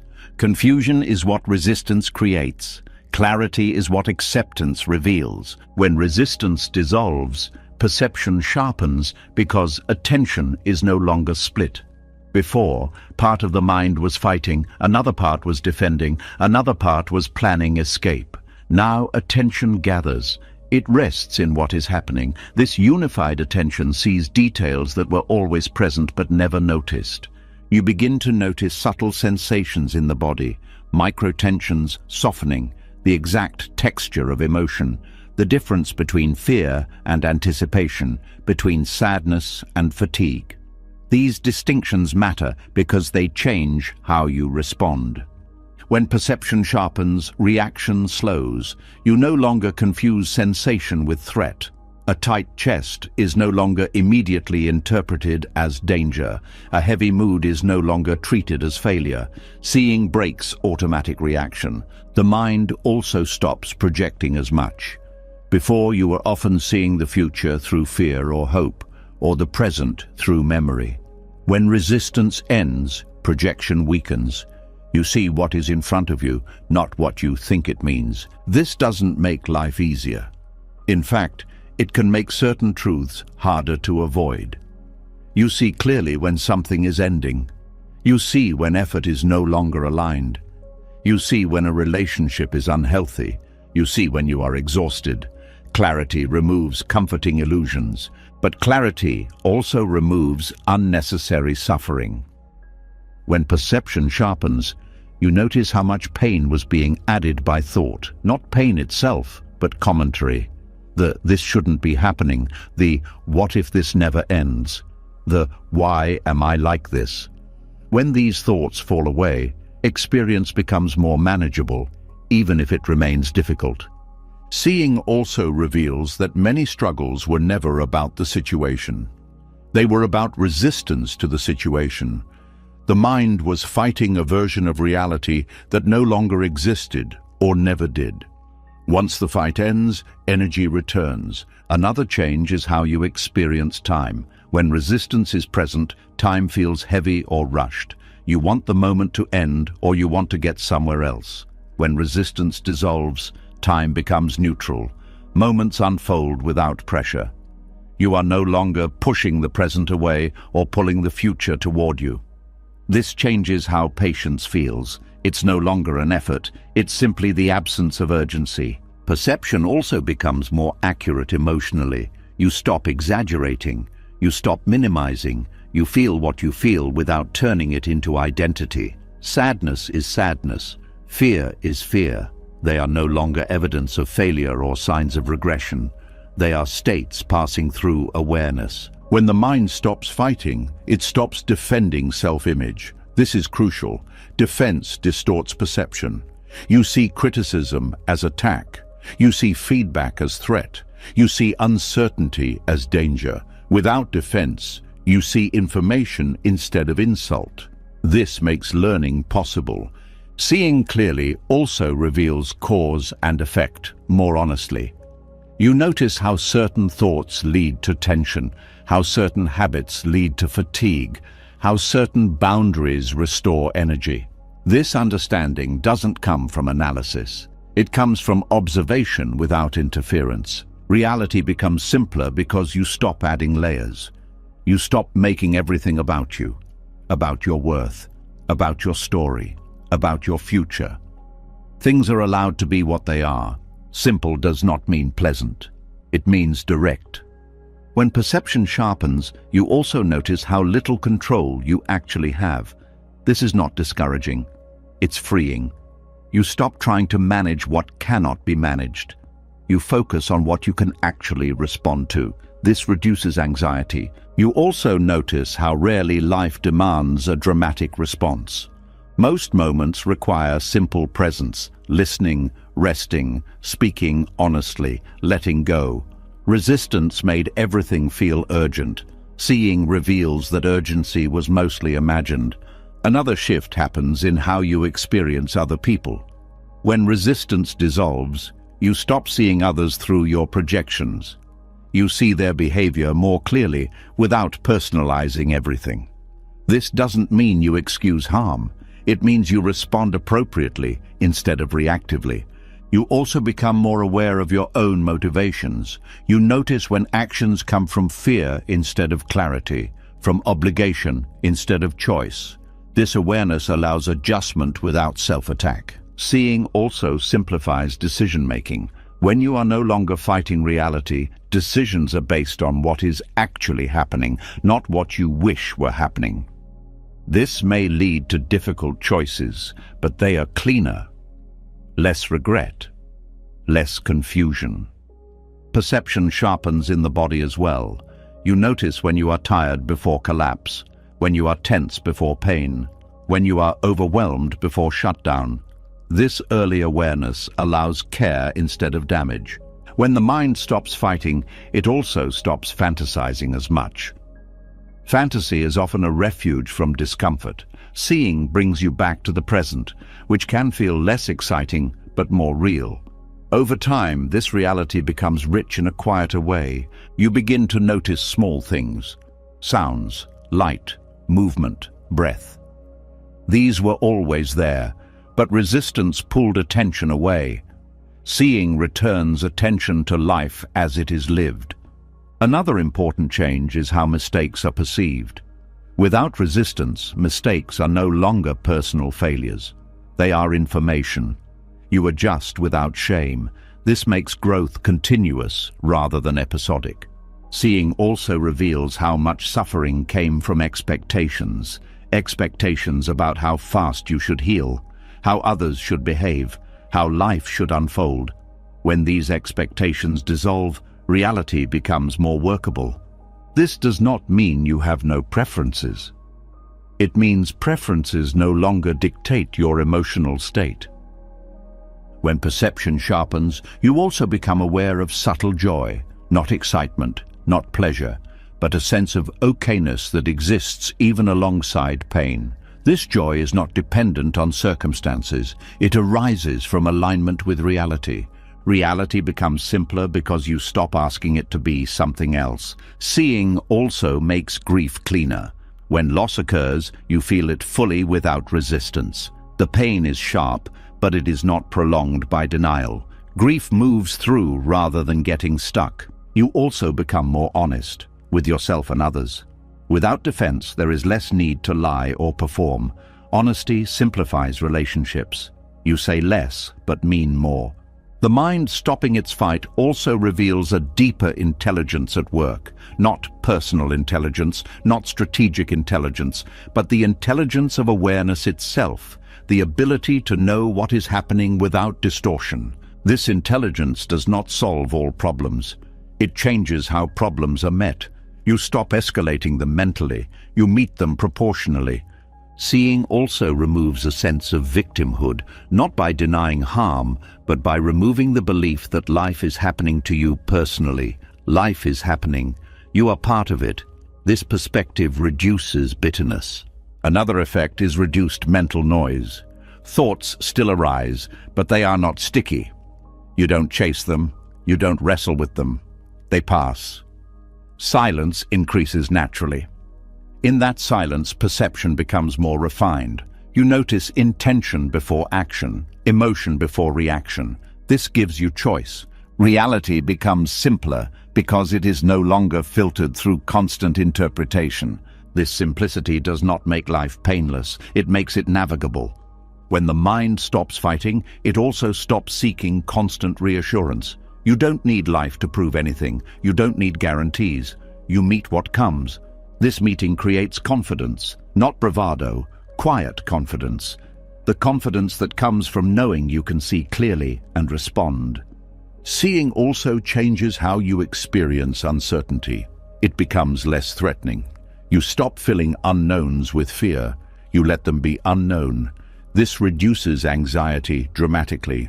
The moment the mind stops fighting is the moment you realize how much energy fighting was consuming. Without that drain, you feel more alive, more present, more capable. Reality doesn't become easier. Pain still hurts, loss still hurts, change still destabilizes, but reality becomes simpler because you are no longer complicating it. This simplicity is the ground for deeper learning. When perception is clear, learning accelerates, not through discipline, but through openness. And that openness is the doorway to the next understanding, where the mind discovers it learns fastest, not when it defends itself, but when it stops protecting an image and allows truth to enter freely. When perception becomes clear and the mind stops fighting what is, another shift quietly unfolds. You start to notice how different learning feels. It's no longer heavy, no longer forced, no longer something you have to discipline yourself into. Understanding begins to arrive faster, more naturally, almost on its own. And the reason is simple. The mind is no longer defending itself. Defense slows learning. Openness accelerates it. Most people believe growth requires pressure, effort, willpower, pushing through resistance. They believe the mind learns the same way muscles grow, by strain and repetition. But inner learning does not work like physical training. The mind does not open through force. It opens through safety. And defense is the opposite of safety. When the mind is defending itself, it is not curious. It is protecting an image, a story, a position. It is busy maintaining identity. And a mind that is busy protecting cannot learn efficiently because learning threatens what it already believes. Defense says, I already know. Openness says, let me see. The moment the mind stops defending, it becomes receptive. Receptivity is not weakness. It is intelligence without armor. And intelligence without armor learns quickly because it does not have to filter everything through fear. Defense shows up in many forms: justification, over-explaining, blaming, minimizing, comparing, proving. These are not neutral habits. They are shields. Each one blocks information that could lead to insight. For example, when something painful happens and the mind immediately explains why it's not a big deal, learning stops. When the mind blames someone else, learning stops. When the mind turns inward and attacks itself, learning stops. In each case, defense has replaced curiosity. Openness feels different. It doesn't rush to interpret, it pauses. It allows experience to register fully. This pause is where learning happens. The mind learns fastest when it is not trying to be right. Being right protects identity. Learning dissolves it. This is why discipline and willpower have limits. They can force behavior temporarily, but they cannot force understanding. You can discipline yourself to meditate, but you cannot discipline yourself into insight. Insight arises when conditions are right. And the most important condition is openness. Openness means allowing the possibility that your current view is incomplete, that your reaction might not tell the whole story, that your assumptions might be outdated. This allowance creates mental flexibility. Flexibility accelerates learning. A defensive mind is rigid. A receptive mind is adaptive. When the mind is defending, it interprets feedback as threat. Criticism feels like attack. Failure feels like humiliation. Uncertainty feels dangerous. In this state, the nervous system is activated. Stress hormones rise, attention narrows, learning capacity drops. When defense drops, the nervous system relaxes, attention widens, information flows more freely. You see patterns instead of isolated events. You notice nuance. You integrate faster. This is not theory, it is observable. Think about moments when you truly learned something meaningful. They rarely came from pressure. They came from moments of honesty, of vulnerability, of openness to being wrong. The mind learns when it feels safe enough to admit, I don't know. Defense hates that sentence. It feels like collapse. But in reality, I don't know is the doorway to insight. Another reason openness accelerates learning is that it allows emotion to be processed instead of suppressed. Suppressed emotion occupies mental space. It drains attention. When emotion is allowed, it completes itself. This frees cognitive resources for understanding. A defended mind is crowded. An open mind is spacious. Defense also fragments attention. Part of the mind monitors how it appears. Another part scans for threat. Another part rehearses explanations. Learning requires unified attention. Openness brings attention back together. This is why presence is so powerful. When you are present, you are not defending, you are receiving. And receiving is how learning happens. Willpower often tries to override resistance. Openness listens to it. Listening reveals information that willpower ignores. And information is what leads to insight. When the mind stops defending, it also stops rushing. Defense creates urgency. Fix this now. Prove this. Resolve this. Urgency narrows perception. Openness allows time. Time allows complexity to be seen. Learning deepens when the mind is not in a hurry. Another key difference is how mistakes are treated. A defended mind treats mistakes as evidence of failure. It hides them, rationalizes them, or attacks itself over them. An open mind treats mistakes as data. It studies them without shame. This leads to rapid adjustment. Shame is one of the greatest learning inhibitors. Openness dissolves shame by replacing judgment with curiosity. The mind also learns faster when it is not defending an identity. When you are attached to being a certain kind of person, learning that contradicts that image feels threatening. You resist it. When identity loosens, learning flows freely.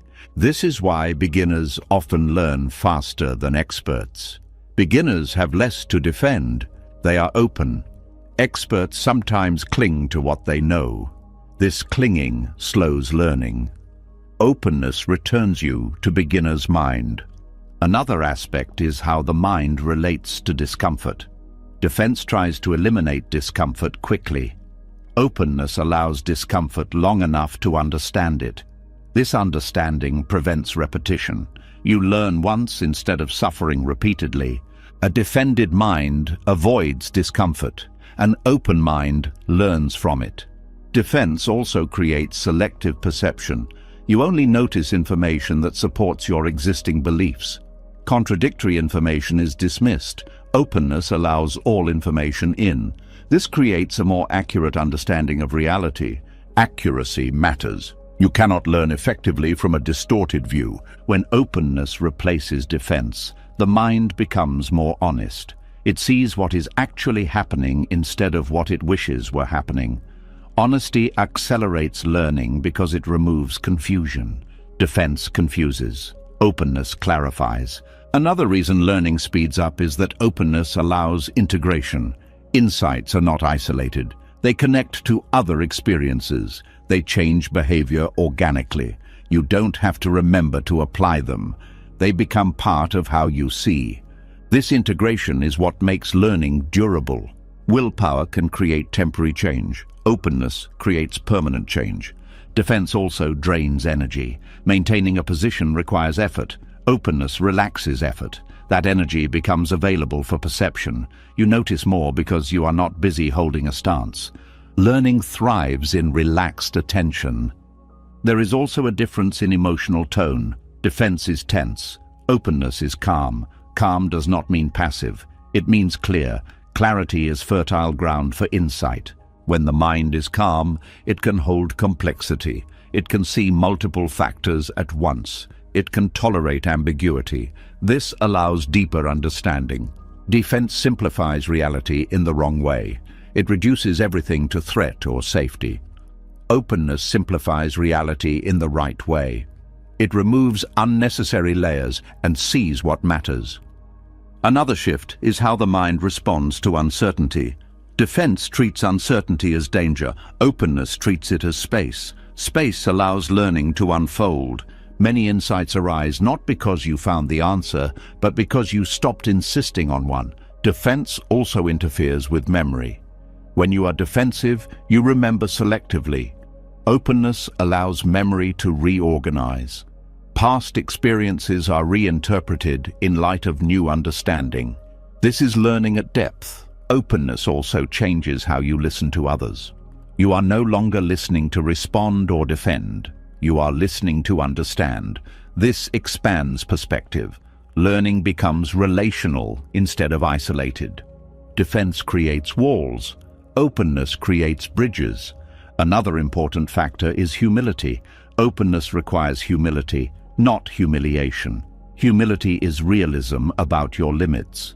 This realism keeps the mind flexible. Flexibility is essential for learning. A defended mind resists feedback. An open mind welcomes it, even when it stings. This does not mean believing everything you hear.